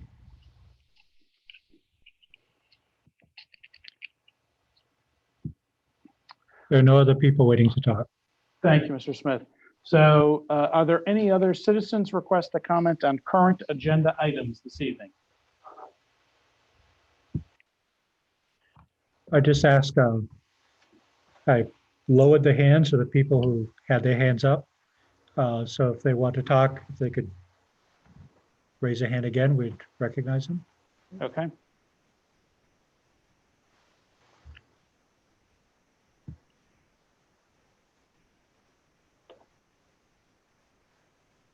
Nobody has raised their hands. Very good. Then let's like to move on to number 19, which is the city manager's report. Okay, thank you, Mr. Mayor. So you do have 3 reports that are in your agenda for this evening. 2 were slated to be in your packets for the meeting that we didn't hold in March. I believe were sent to you electronically at that time. And the 3rd report. So they are there. Rather than running through them and knowing that we still have quite a bit of a meeting in front of us, I'll take any questions anyone may have on those reports. I do have a couple of items to report out. I did share this with the council, and after consultation with the mayor, and in order to try to facilitate some expediency, if you will, to the meetings, it was agreed that a few of the more routine administrative items I would handle as your city manager, as opposed to having to bring them forward and do roll call votes and everything. So to reflect in the minutes, I have approved administratively the use of 6 parking spaces and waiving city fees in conjunction with the Winnie Fishing Derby. I've approved the Muskrats use of the Robbie Mills Park for their summer baseball camp, which is a 2-week stretch. I've approved a lacrosse organization's request to hold an all-star tournament at Lourdes Park. And I've also extended a loudspeaker ordinance timeline by 1 hour for a July Sunday wedding at the Margate. So the minutes will reflect those. And again, I will continue to report those out to you all. I also want to take a minute and echo on some of the comments that Mayor Hosmer made on our city staff. As everyone knows, this pandemic, this declaration came on very quickly, right around the middle of March. I was out of town that first weekend, so certainly Glenn Smith stepped up in his role as not only finance director, but acting city manager. So I want to recognize Glenn and thank him and his team for their efforts, not only from those first couple of days, but all the way through. Chief Kirk Beati, our fire chief, also serves as the city's emergency management director. And he has done a wonderful job with an enormous amount of communications and conference calls and representing our interest and working with our regional partners, not only in health, but in all areas. He has stepped up. There's been great communication with the schools. Superintendent Tucker and his team over there, we've enjoyed that. And all the department heads, everyone in their own way, whether they've been seen or not, has really stepped up to do everything from adjust shifts that our employees are working so that we minimize interaction amongst staff, and therefore, try to keep the distance and the social distancing and not having everybody working at the same time, whether it be at Public Works, coming in on staggered shifts, whether at the police department. We've gone to 3 12-hour shifts a week for employees rather than the normal 5 8-hour shifts. Our IT department has set up people to be working remotely. Phones are being forwarded, email is accessed. Here in City Hall, we're working with as many people as we can to do things online where possible, but we are setting appointments if people do need to come in, everything from certain very specific motor vehicle registration items or submitting plans or something to one of our land use departments. It's one of those things where all communities work on something referred to as their COOP plan, their continuation of operations plan. In a lot of cases, it's what happens if a building goes down or if a computer server fails. Where's your redundancy? Where's your backup? How do people, step in and start working? So it wasn't that type of an immediate event, and we had a few days to work through it, but a lot of these things really had not been tried and practiced before. And testament all around to everybody in really being focused on trying to serve our residents' needs, and at the same time to keep our employees safe and therefore keep their families safe. So thank you to all of you for your support, and again, thank you to all our staff for what they do. So the only project item that I will report out is on the Weirs Bridge project, which was a state-led project that was happening in Laconia. Conditions were extremely favorable with an early spring and being able to start that project last Monday. Unfortunately, some needed fabricated parts are in Vermont And the Vermont governor's order on some of the emergency orders has deemed construction companies to be non-essential businesses, and therefore they are not allowed to open even to load trucks in order for the contractor with New Hampshire DOT to go over and attach a trailer and drive away. The Vermont governor did extend the kind of stay at home and the non-essential business order this past Friday for another 30 days. I believe the new date now in Vermont is May 15th, but there was no softening of the essential business type of list. So at this point, through numerous contacts, several people's part, both in New Hampshire and Vermont, we have hit a roadblock at this point. It remains a fluid situation. If we find out that the parts could be released, the contractor in theory has 10 days of work that could occur in the Weirs prior to those parts being needed. So timing every day we wait becomes an issue because we don't know when the order might be lifted. We certainly don't want to be impactful to businesses and folks going back to work by having that road shut down if things are starting to open up. So we're very mindful of all that. It is a fluid schedule. We don't have any new timelines with New Hampshire DOT at this part, but we are in regular communication with them. I can assure you that the longer this delay goes, the likelihood is that this project will not happen this year. And again, unfortunately, we'd be looking at this time next year to try to be least impactful. And I'm frustrated because when we think about folks staying at home and doing the right thing and non-essential businesses closing, this would be the ideal time to have that detour in place in the construction to occur. So it is frustrating for your local officials, state officials, but we really have hit a roadblock on this, and I will keep you, Mayor and Council, informed as we get updates. But right now, that's what we know to be our situation. So with that, I would just stop and see if there were any questions on any of the reports in the packet, and keep it brief so we can move on to the rest of the agenda.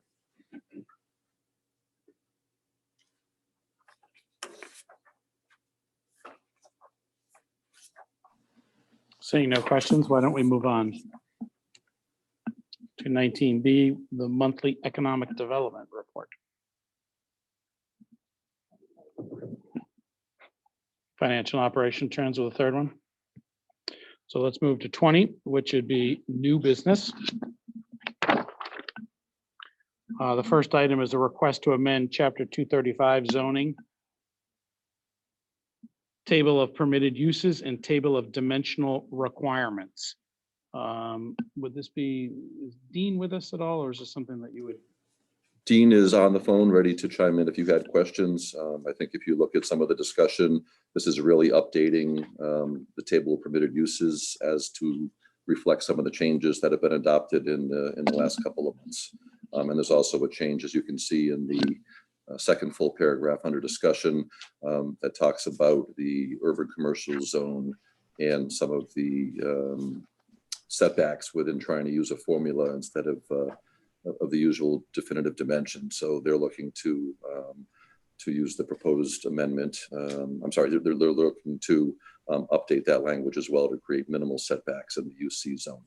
Planning Board has held a public hearing on this. So we certainly have 3 proposed motions there, but generally speaking, these are housekeeping items.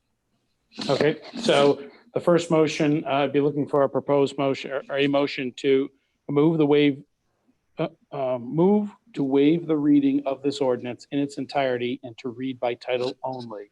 So made by Councilor Haynes, seconded by Councilor Bounds.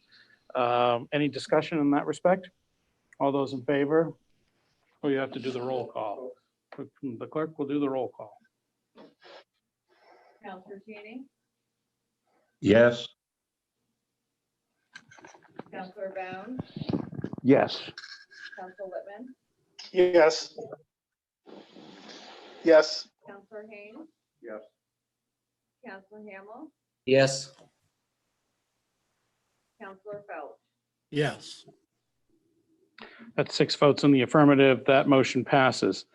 Secondly, I'll be looking for a motion to move the first reading of ordinance 2020-235 tables, amending the table of permitted uses and the table of dimensional requirements. So made by Councilor Haynes, seconded by Councilor Bounds. Any discussion on that?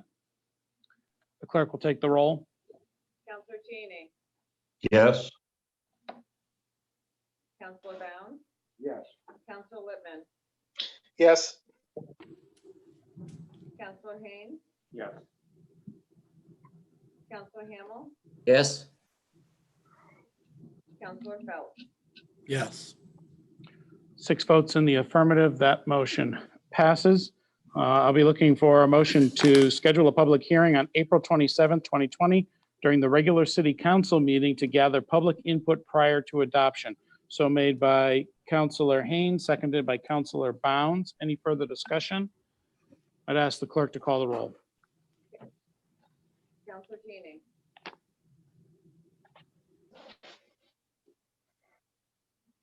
Counselor Cheney? Yes. Counselor Bounds, Yes.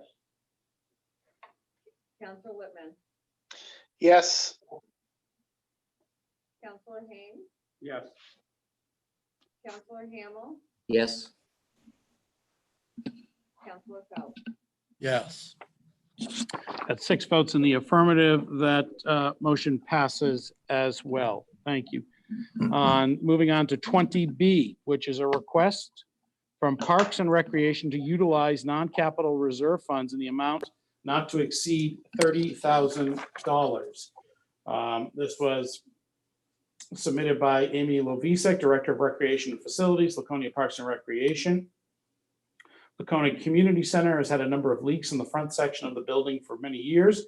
Each time it's been repaired, this past winter, it was found that the top coat of the roof was peeling away from the built-up insulation in the area that the roof slopes to prevent standing water.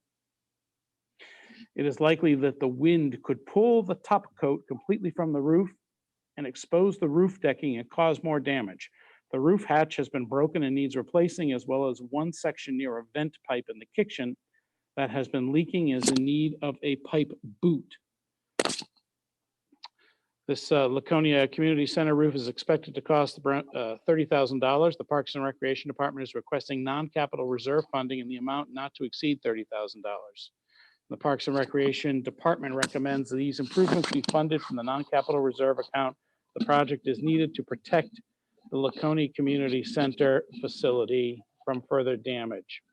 I'm looking for a motion to authorize the expenditure of an amount not to exceed $30,000 from the non-capital reserve account to replace a portion of Laconia Community Center roof, as well as the hatch door and pipe boot. Counselor Felch has made that motion, seconded by Counselor Bounds. Is there any discussion on this motion? Counselor Felch? Yeah, I just want to make sure that when they're doing this, that they check out the insulation, and a lot of times when insulation gets wet, it doesn't perform like it used to, and maybe replace whatever needs to be replaced. So noted by City Manager Scott Myers. Thank you, Counselor Felch. Any follow-up? Any further questions or discussion on this motion?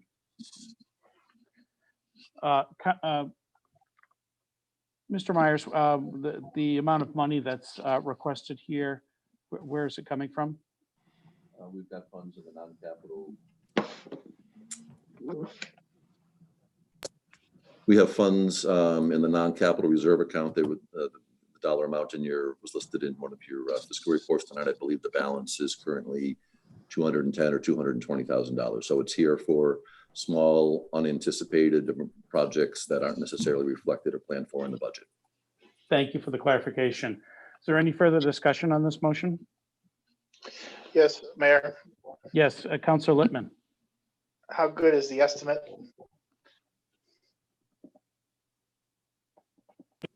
We went out to bid on this project and we got several bids, and this was the lowest qualified bid, so it's very solid. Very good. Thank you. Any further questions or discussion? Seeing no further questions, I would ask the clerk to. Another question. Counselor Littman, yes, please. Go ahead. Councilor Felch raised a good point about the insulation under the roof. Is that specified in the bid? I believe so. I don't have the bid open in front of me, but I believe it was. But if not, we certainly will do an inspection on that and make sure that's addressed at this time. Thank you. Counselor Hamel. Scott, has the bid been awarded? No, it's waiting your approval tonight. So we did advertise it. Bids came in, it's closed. We've opened the bids, we've reviewed them, and we feel comfortable with the dollar amount in front of you tonight. Okay.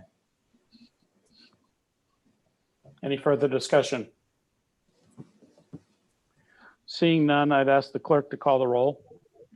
Counselor Cheney, Yes. Counselor Bound, Yes. Counselor Whitman, Yes. Counselor Haynes, Yes. Counselor Hamel, Yes. Counselor Phelps. Yes. Seeing 6 votes in the affirmative, that motion passes.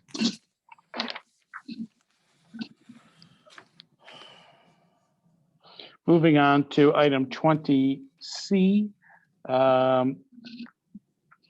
This is the previously discussed dive, proposed dock expansion at the city's public docks at Weirs Beach.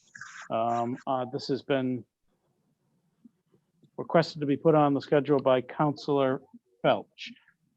Councilor Felch, would you be so kind as to walk us through this if you can? Yes, it's the Dive LLC is planning on building onto the actual docks that we have now and adding another slip. Also adding power and water and sewer at their expense, which according to their bids are between 55 and 60,000 and another up to $50,000 for power.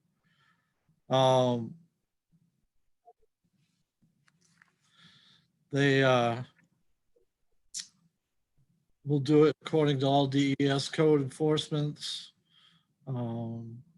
Process hopefully be done by June. I'm pretty sure everything else. One of the few of the things that I did want to say is, I know it's been mentioned, we didn't want to open up a can of worms doing something and somebody else will want to come along and do the same thing. This is exactly what we did for the Mount Washington, which we just renewed their lease 3 years ago. And I'd actually like to have it structured exactly like their lease. They actually still own the dock and the area that they have added on. And they actually don't pay, they pay $1 a year for their lease, but they pay taxes that are going to be greater than what has been recommended for the rent. Also, we've rented out to various other boats and the Queen of the Winnipesaukee. So basically what I'd like to do is have it move forward. They also, with the stipulation, which isn't on here, to have insurance, which my understanding is they have $2 million insurance policy, which would have to name the city of Laconia as additional insured.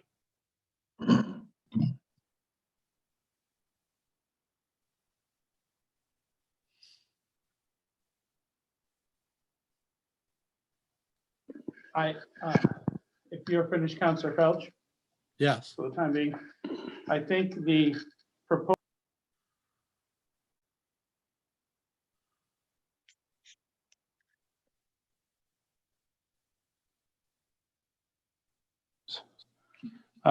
for the city, but also I think there are some unanswered questions here as well. When looking through the second page, which is page 40, there's an itemized list of numbered up to from 1 to 13 about what Ms. Sullivan agrees to provide in this essentially an offer to enter into an agreement with the city. I think it sets up a possibility for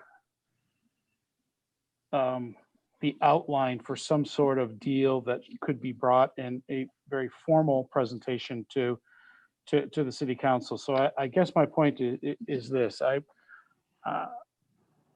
I think what we need here is some assurances and some details and some specifics about insurance. First and foremost, certainly some additional obligations from the dive. I know Councilor Hamel has raised a concern about the monthly lease that the dive would pay to the city. And there also seems to be some suggestion, and I forget who brought it up, about previous private entities leasing or renting public space. So I guess before I would be comfortable bringing this up for any sort of formal or final vote, I would like to see a lease agreement pursued by the city attorney and representatives of the dive. There's also pending litigation that I think it would be wise to see if there's an opportunity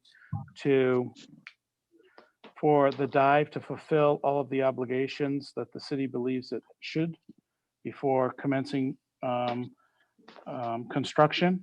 But I think we also have to have the suit resolved before we get too far down the line here. So does that make sense to folks here? And I'm anxious to have other people weigh in on this as well. And Councilor Haynes. Yeah, I agree with you, Mr. Mayor. Are you on mute? No, I don't think so. Yep, you are.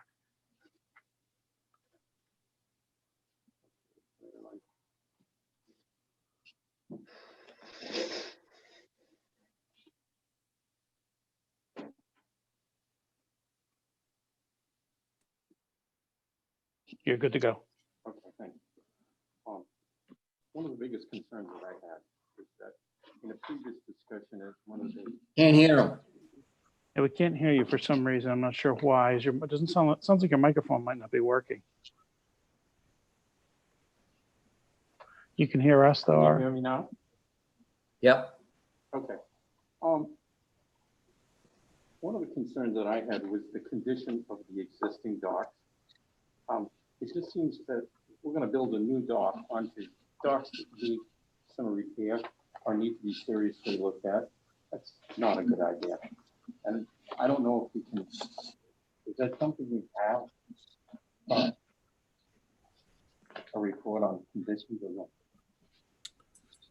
I'm not sure we have a report on the condition of the docks, but I can tell you since my time here, and I think other councilors will agree with this, there's always been discussions about how the space in between the finger slips on those docks there's not enough distance between them, and therefore boats don't want to come in and be all the way to the front of it for fear of getting blocked in. So there has been ongoing discussion, nothing permanent that we've planned for or funded a change yet, but it's definitely been, more than just a passing comment of we need to configure those spaces in order to make them more useful. And that would be a concern that I have if we went forward to add on to it without having a bigger plan of what we may be doing with those docks in the first place.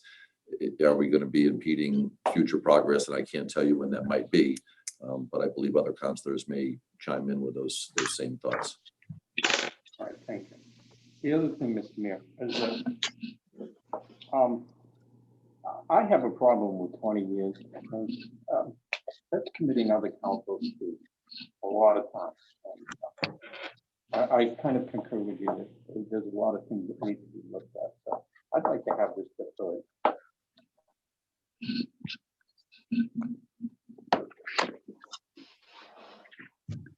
Councilor Lippman.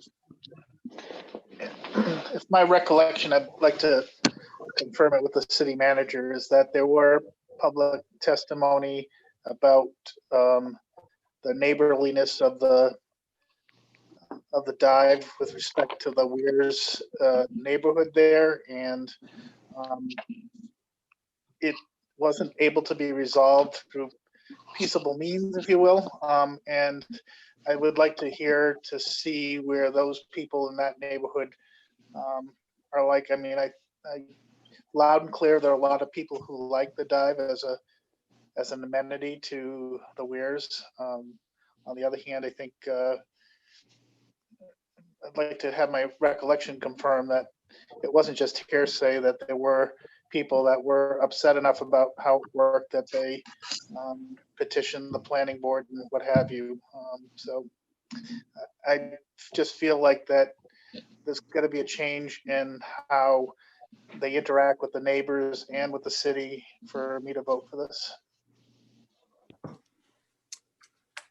So when the dive first came to the pier last year at this time, we did have several meetings with the owners and very open meetings and discussed what they were looking to do. They provided us information. We worked with our life safety folks, both in building and in fire, to make sure whatever access points, staging areas, means of egress all came into play. Had conversations with Liquor Commission about what they were able to do while they were tied up at the dock, and all of that. And then again, the owners were very workable with us. Once the season got underway and operations were occurring, I can tell you that there were several phone calls, probably more than several phone calls. Some of them may have been from the same person, but multiple phone calls and multiple emails came in not only to my office, but to the land use office with concerns about that. And again, as was mentioned earlier, several calls to the police department as well. So when reviewing our options, the city had conversations again with city staff. We also reached out to Marine Patrol to discuss clearly where jurisdiction lies in this, because if it's a boat on the water, is that state jurisdiction or is that still local jurisdiction? And in speaking with high-ranking officials in Marine Patrol, their answer was that this location, even though it's on the lake, is in Laconia territorial waters. And that's when we reached out to the owner of the pier as the property owner and asked them to come in for site plan review for a change of use as to what was happening. It was something that we didn't require back in June, but based on our newer understanding that this was within our purview and based on some concerns that were raised, we went to the pier and asked them to come in as the owner of the property. They were deferring, I believe, to the dive to come in. And as my understanding is, the dive chose not to come in. And really the basis of our litigation right now is a jurisdictional issue about who has control over what happens on the water. And we strongly believe that that lies with the city of Laconia and would be that way whether it was happening at the dock in the Weirs, whether somebody at the Nassau wanted to add a new use on their dock, whether somebody at the Margate wanted to add a new use on theirs. Our feeling is that should be subject to review. And that's one of the items in the document that's in your agenda packet that was presented is clearly not there. And we would be, at least from my recommendation to you as your manager, we would be requiring site plan approval. The first line says the dive and the director of planning would meet and discuss the process. But I believe it's a very clear understanding, and again, that's what the litigation is based on, is we believe and stand by the fact that site plan approval is a requirement of this project, as it would be of any other type of project in the areas that I just mentioned.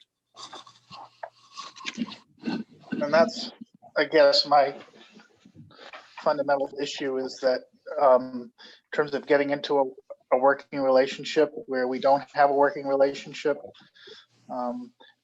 I no doubt that they do an excellent job with hosting their clients on the boat, and that you heard a lot of people that was satisfied with it.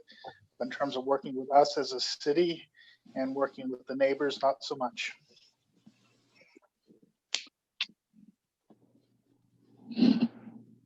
Counselor Bounds, you're on mute.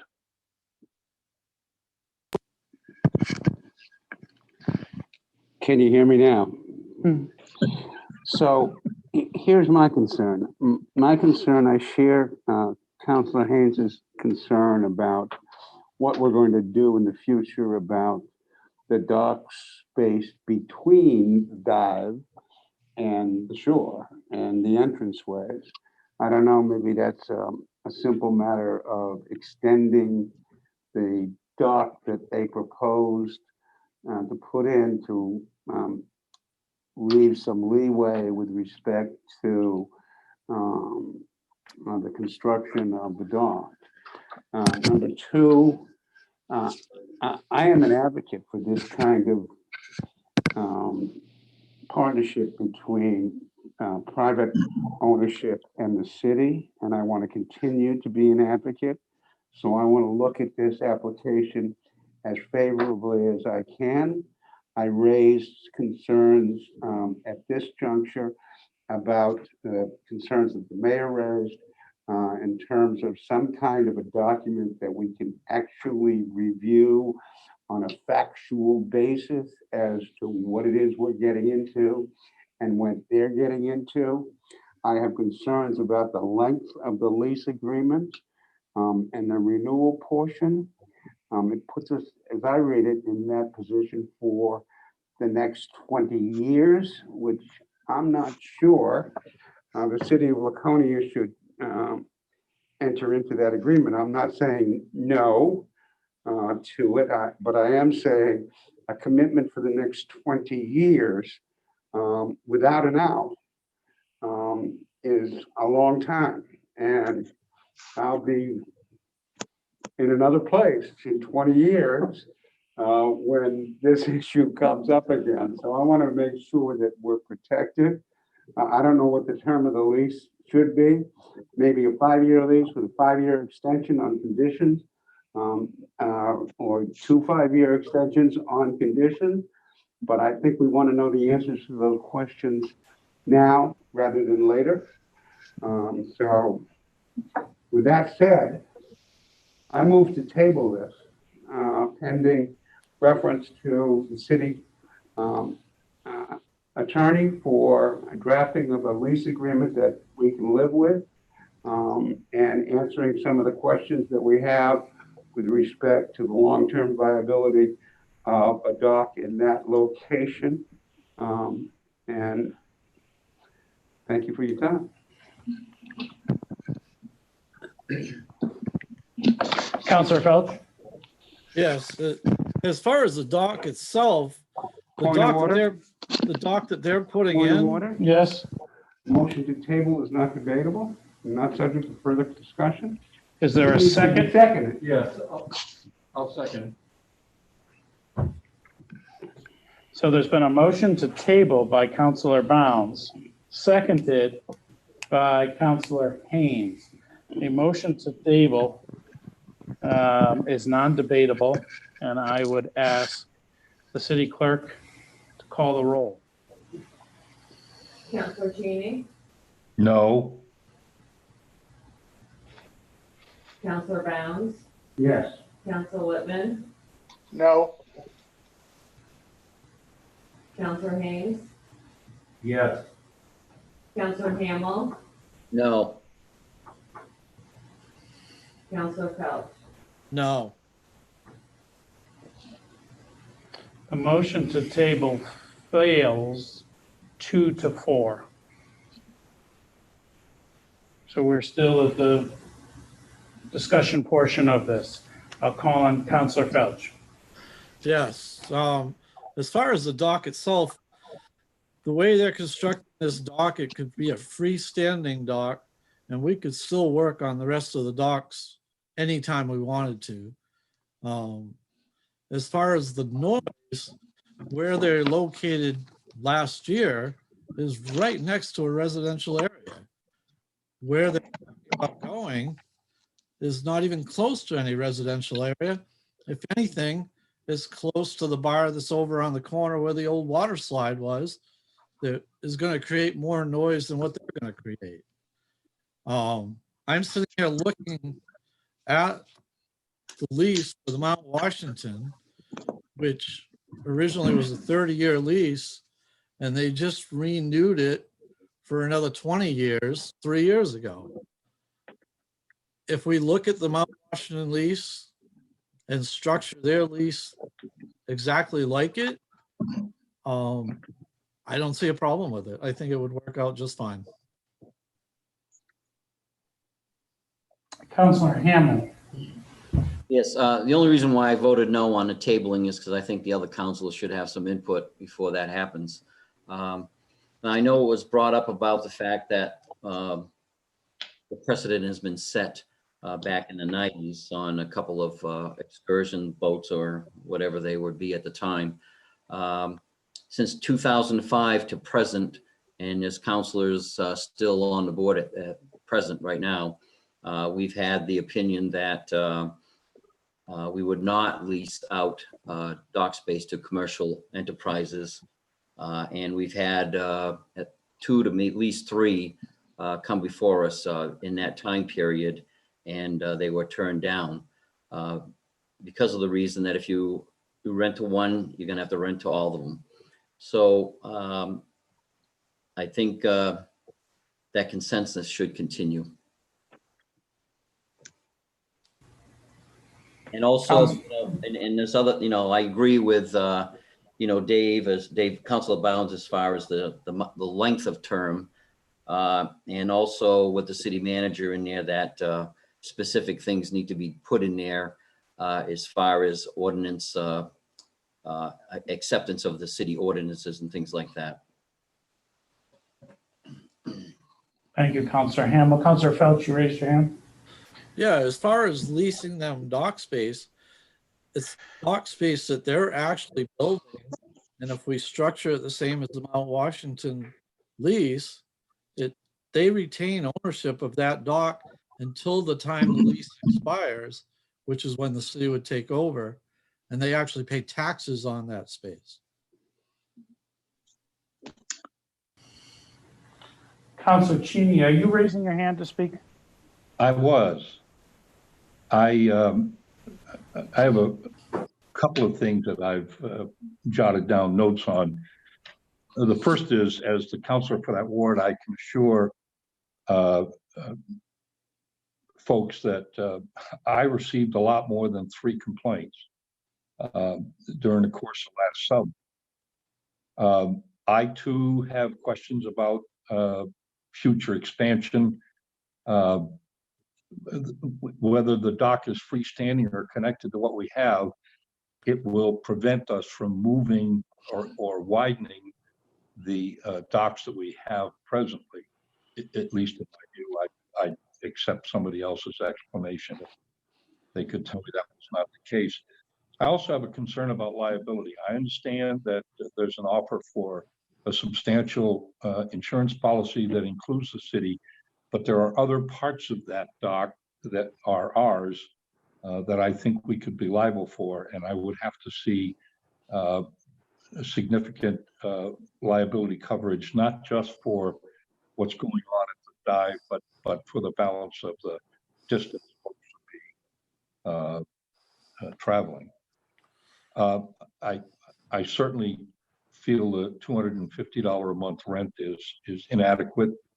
I agree that the 10-year with 2 5-year extensions is, I think, prohibitively long. The last thing I would say, and I think Henry, Councilor Lippman alluded to it, maybe more than alluded, I was disappointed in the dive's approach to city council code compliance. And I find the city in the position of still being under the gun legally to deal with that problem. And it sort of speaks to the intent of folks when they don't want to comply with the city's code. So I have a very difficult time with this, and I, like Councilman Hamel, voted no on the tabling because I wanted an opportunity to speak my piece. But I would support his tabling motion if he were to bring it up after everyone's had a chance to speak. Thank you.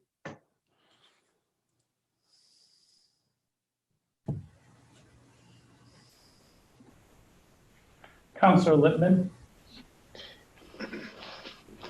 Again, I think if we're going to enter into a business relationship, there has to be an acknowledgement that the city that they're going to follow the city ordinances, and they're not going to continue to challenge it. And they're going to need to drop the litigation because, you know, we've had a relationship with others, meaning specifically the Mount Washington, which hasn't involved litigation. They followed the rules. All my tenure on the council, never an issue with respect to not being able to work things out amicably between us. There's not been tension.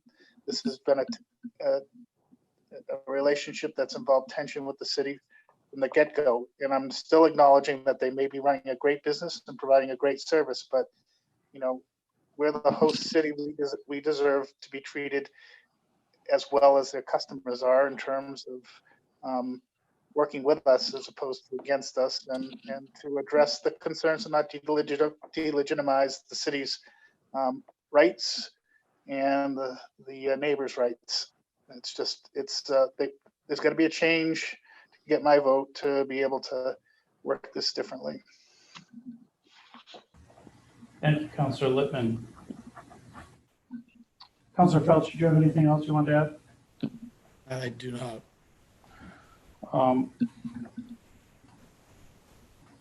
If I can try and summarize what the situation we have in front of us, it seems to me that the dive needs a reset in its relationship with the city. Right now, the posture seems to be adversarial.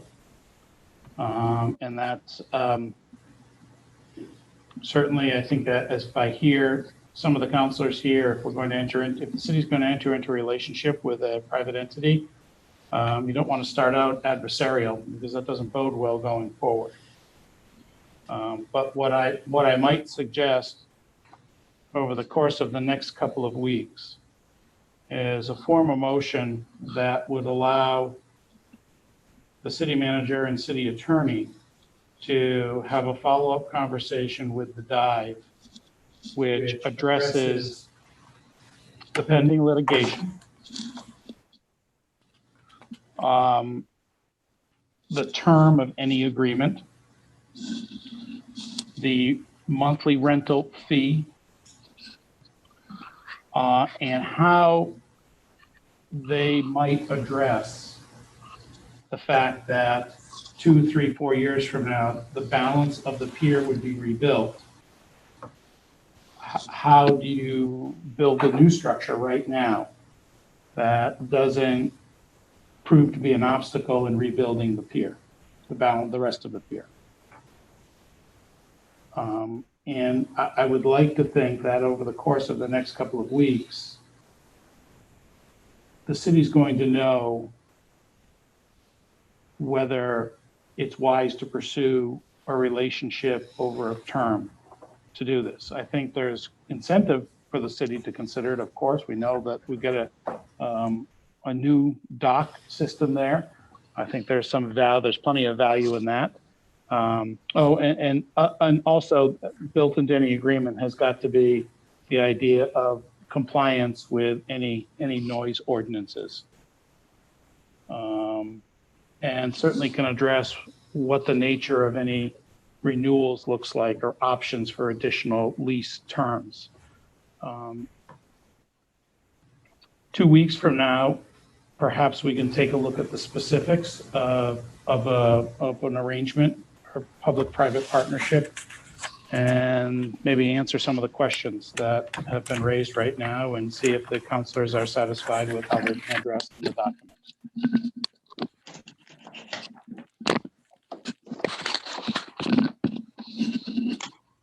Councilor Bounds. Perhaps it's cautiously, now is the time for me to renew my motion to table this.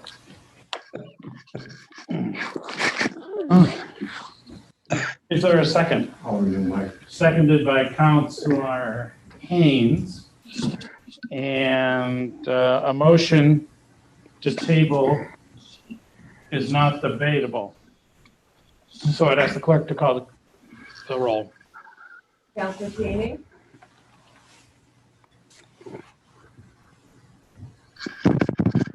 Counselor Cheney, Sorry, yes. Counselor Bounds, Yes. Counselor Whitman, Yes. Counselor Haynes, Yes. Counselor Hamel, Yes. Counselor Phelps. Yes.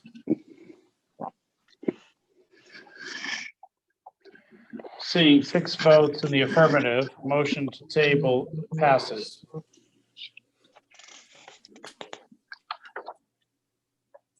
Mr. Myers.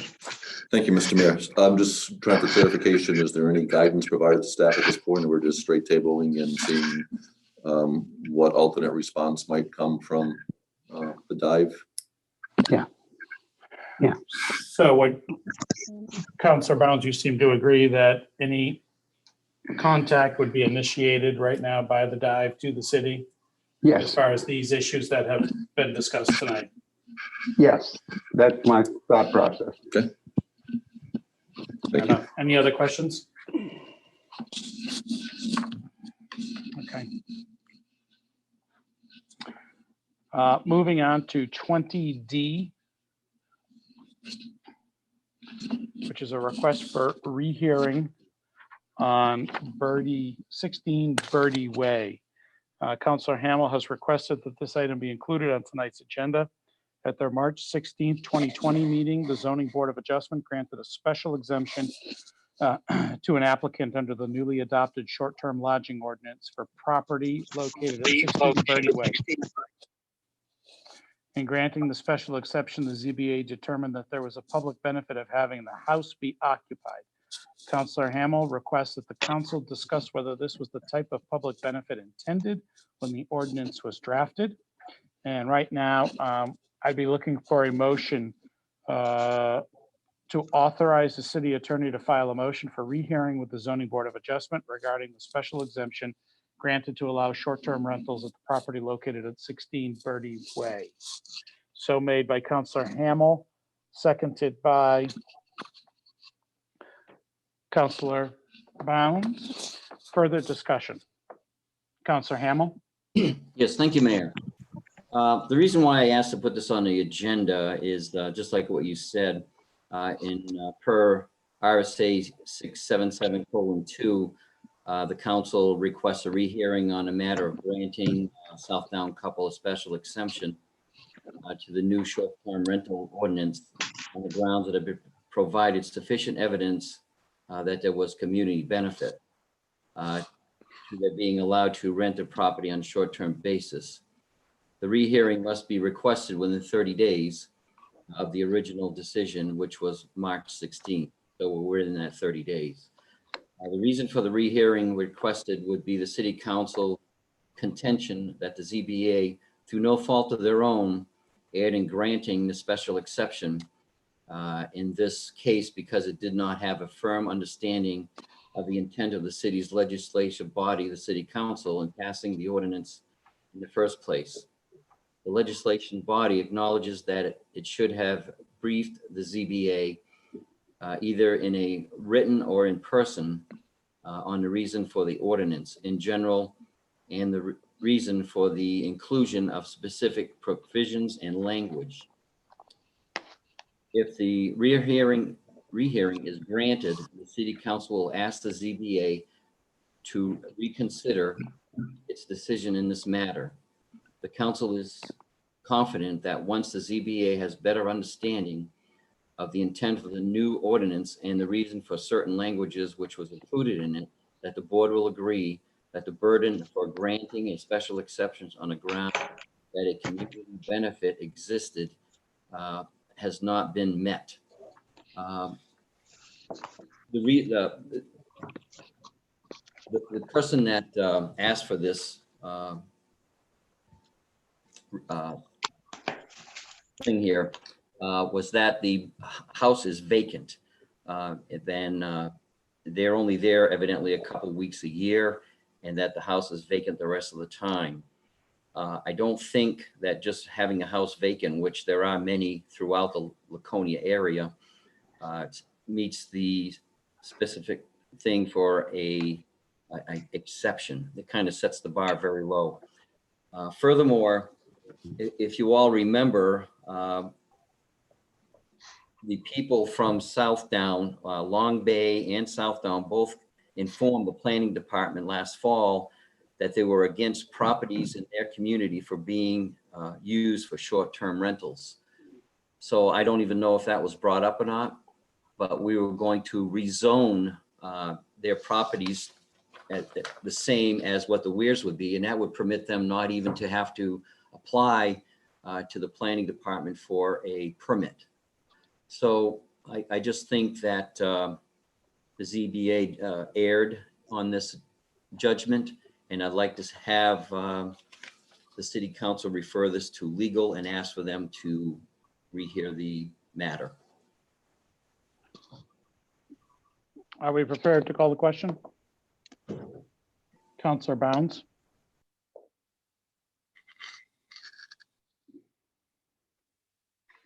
I just want to make clear that the reason, can everybody hear me?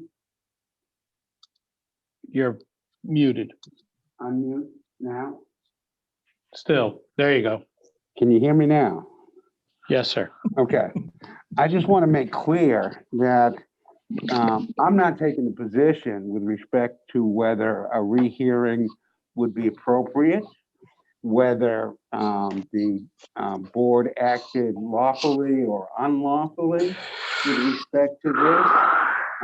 But I think that Councilor Hamill's request is appropriate to this extent, that it stops the clock, which is what we need to do in order to consider whether the substance of a rehearing and what we want to do.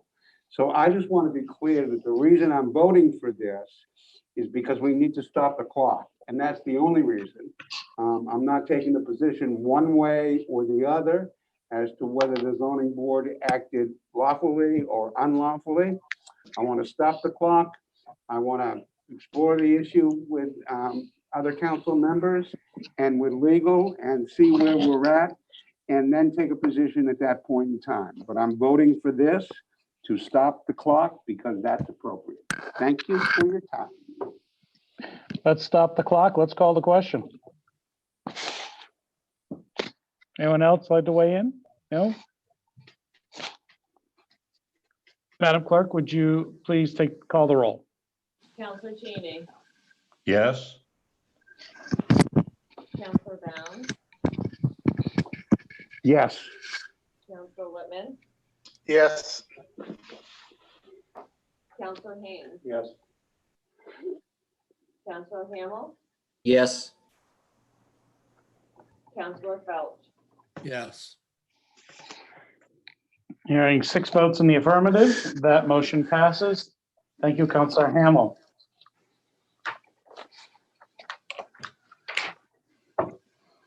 Moving on to unfinished business, 21A, request to approve revisions to the city welfare guidelines. RSA 165:1, Roman 2 requires that each New Hampshire municipality adopt written guidelines relative to the provision of general assistance. Council last adopted welfare guidelines on March 10th, 2014. Over the last several weeks, staff has reviewed these guidelines to ensure that they are applicable in our current situation. The attached proposed revision includes several updates. Major revisions are: 1, sections dealing with the city's ability to seek reimbursement from legally liable relatives has been clarified. 2, standards relating to staff protection during home visits have been strengthened. 3, allowable levels of rent and burial expenses have been adjusted to reflect current market conditions. And 4, definitions have been updated. At the meeting of March 9th, 2020, councilors request a redline version of the proposed update, which is here and provided. During the process of cleaning up the redline version, several formatting and clerical issues were discovered and corrected. It's anticipated there's no fiscal impact. Staff recommends that the council adopt the revised welfare guidelines as presented. This was prepared and submitted by Glenn Smith, Welfare Director. I'll be looking for a motion to adopt the revised welfare guidelines as presented. First motion to remove them from the table. Oh, absolutely, yes. So I'll be looking for a first motion to remove this from the table. So made by Councilor Bounds, seconded by Councilor Haynes. Any discussion? The clerk will call the roll. Counselor Cheney, Yes.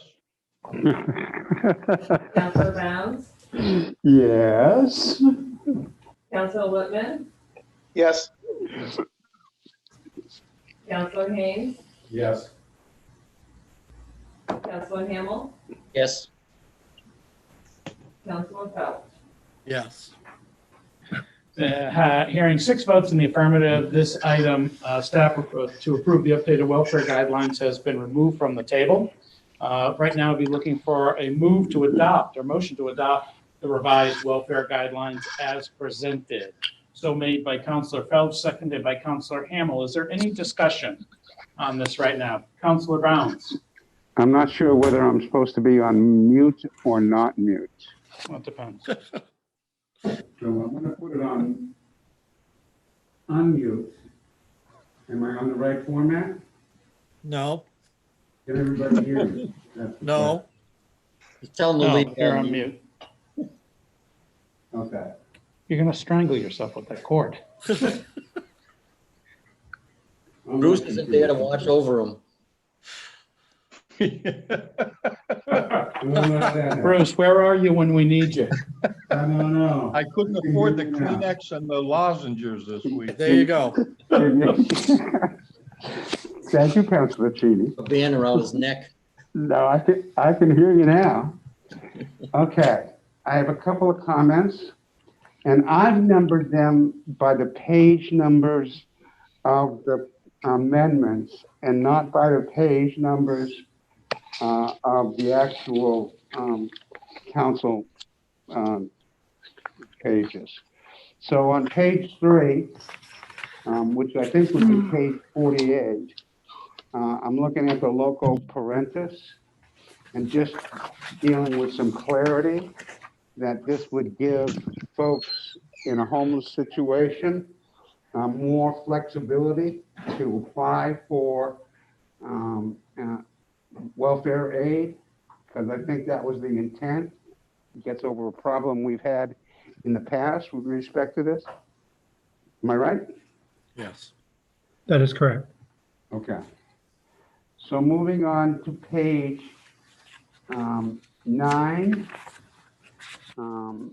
and which is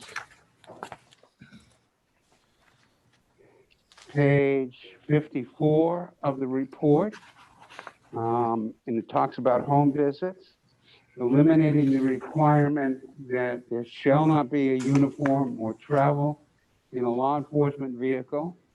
I'm not opposed to welfare officials reserving the right, but it seems to be a lot of discretion. And how do we manage that in terms of one welfare official thinks they need protection, one welfare official thinks they don't need protection? How do we manage that kind of decision-making in terms of the discretion of the welfare official? Because just leaving it as the welfare official has the discretion to make the decision is kind of open-ended. Council, I think it's intentionally left open-ended only because I'll fall back on, it'll be decided on a case-by-case basis. I will say as a welfare director, I would also be part of that discussion as to when the welfare technician feels that it might not be safe to make a home visit, in a particular situation. I will say, we have, in my short time here, we've never had an opportunity where the welfare official actually felt unsafe to go in. So I don't really see this provision as being used all that often, but I think it is important to have it on the table in case that there is a situation where they feel that they should be accompanied. Well, maybe we can put in language that says, with the collective decision of the welfare department, rather than isolating it to the welfare official. I don't know how you address it, but the way it is, anybody can make that call down the road, whether you're here or not, Glenn. Yep. And I just don't want to see that kind of broad discretion left in the sole discretion of one individual. So Sure. that would be my concern with respect to that. Okay. Okay. On page 10, let me see.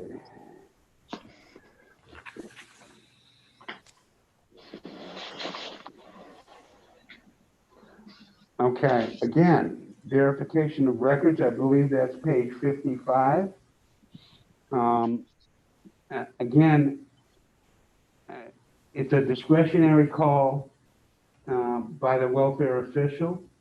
I'd like to see some criteria about what special circumstances are and what verification of records is.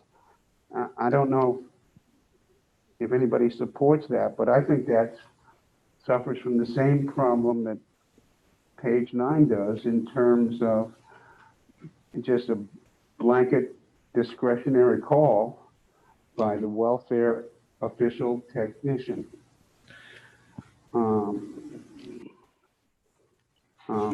Page 13, I'm just inquiring as to why you've eliminated the recipients of old age assistance and permanently disabled persons to receive welfare assistance. Is there a rationale to that? Does it appear someplace else in the definitional context that makes up for that gap? What's the rationale for just getting rid of that? It brings it it brings it into consistency with the RSA, and actually it is directly opposed to the sentence immediately above it. So we're actually saying two opposite things at this point. Well, that's a good enough answer for me. Thank you. And page 18, which is, maybe this is like small potatoes and I shouldn't even be mentioning it, but you've got non-food items to include soap. I mean, really? Can't you buy soap with these food purchases? Everybody needs soap, especially these days. Not saying they won't be able to buy soap, but just not with the food voucher. Is that consistent with state standards? I can check on that. I think the intent here is that there could be other assistance to buy non-food items. Well, what if the only source they have is their food stamps and they need to buy soap? Now, everybody needs soap. You got to put it, clean your clothes. You got to wash your hands. And in this day and age, we're using a lot of soap. So I'm just wondering where we get soap. And I don't mean to sound glib, but actually in this case, we'd probably give them a bar of soap from the big bucket of bars of soap we keep in the welfare office. That's not glib. That's an answer to my question. Okay. Well, we do have basic items like that we do hand out. Okay. As long as we're addressing that in some other fashion on a reasonable basis, I'm okay with that. So those are my concerns. Thank you for your time. I'm gonna mute me again. Any other discussion on this? Seeing none, I'd ask the clerk to call the roll. Counselor Cheney,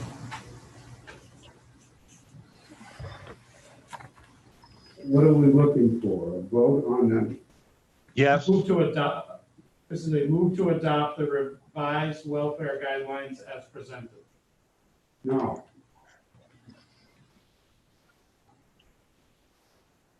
That what we'll call a vote on the question? Right? We're voting on the question? Yeah. Okay, I've expressed my concerns. Unless there's further discussion. I've had my discussion. Oh, okay, so I didn't see anyone else raise their hand, so I asked the clerk to call the roll. Pat? Counselor Cheney, Yes. Counselor Bounds, Let's do this again. No. Counselor Whitman, Yes. Counselor Haynes, Yes. Counselor Hamel, Yes. Counselor Felch, Yes. Get Hearing paper 6 bottles votes in the tomorrow. 5 votes in the affirmative and 1 opposing, the motion passes to adopt the revised welfare guidelines. This brings us to number 22, council comments. Mr. Mayor, Yes, Councilor Cheney. I have 2 comments. One, earlier, Councilor Bounds suggested he didn't know where he'd be 20 years from now. And if he'll check with me after the meeting, I can tell him. It'll be warm. Thank you, Councilman Cheney, for your kind, warm words. Probably should bring a shovel too. My other comment is, or perhaps a question, Mr. Mayor, is there anything you can do to at least open the barber shops? Is that for me or for you? Well, look around this table, so to speak, and you'll notice several of us are probably in need.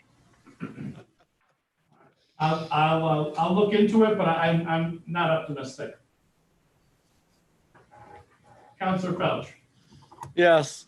I had a constituent reach out to me about the condition of Dell Ave, which is down off of Jefferson Street, down below where I live. So I went and took a look at it, and that road is atrocious. Something needs to be done with it.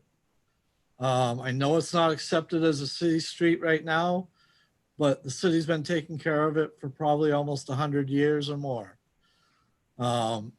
So we need to do something with that street, whether we accept it as a street or not. Thank you. I think city manager would like to speak. So Councilor Felch brought that to my attention. I responded to him that it was one of those in-between roads, and it may be that we bring it back to gravel. I think, Councilor, when you brought it to me, it was probably about 20 or 30 days ago, and we were still kind of in mud season, so there was no time to be working on it, but it hasn't fallen off the radar, and we will certainly bring some options on that. Good. Councilor Hamel. Oh, Councilor Felch, you said something else? Yep. Yes. Also like to mention that we've been doing blood drives at Levitt Park Clubhouse. They've been going fantastic. They've overbooked them. There's another one coming up tomorrow, which is booked solid, but there's also one coming up May 1st. If anybody wants to give blood, blood is needed. And I also want to do a shout out to the Parks and Rec Department, who put in a new stairs and ramp at Levitt Park, and they did a great job. Thank you, Councilor Felch. Councilor Hamel, do you have your hand up? Yes, I probably should have brought this up during city manager's report, but I hope we'll be have some concern about the amount of construction projects we're going to do at one time. I know we're on Union Avenue now, and it's talked about Church Street and Beacon West and Court Street. I just hope we don't do like we did last year and have everything going at the same time. If we could space them out a little bit, that would be great. I know traffic's kind of slow right now, so it's probably one of the best times to do it. But I just hope that we remember what people said last year and kind of space them a little bit.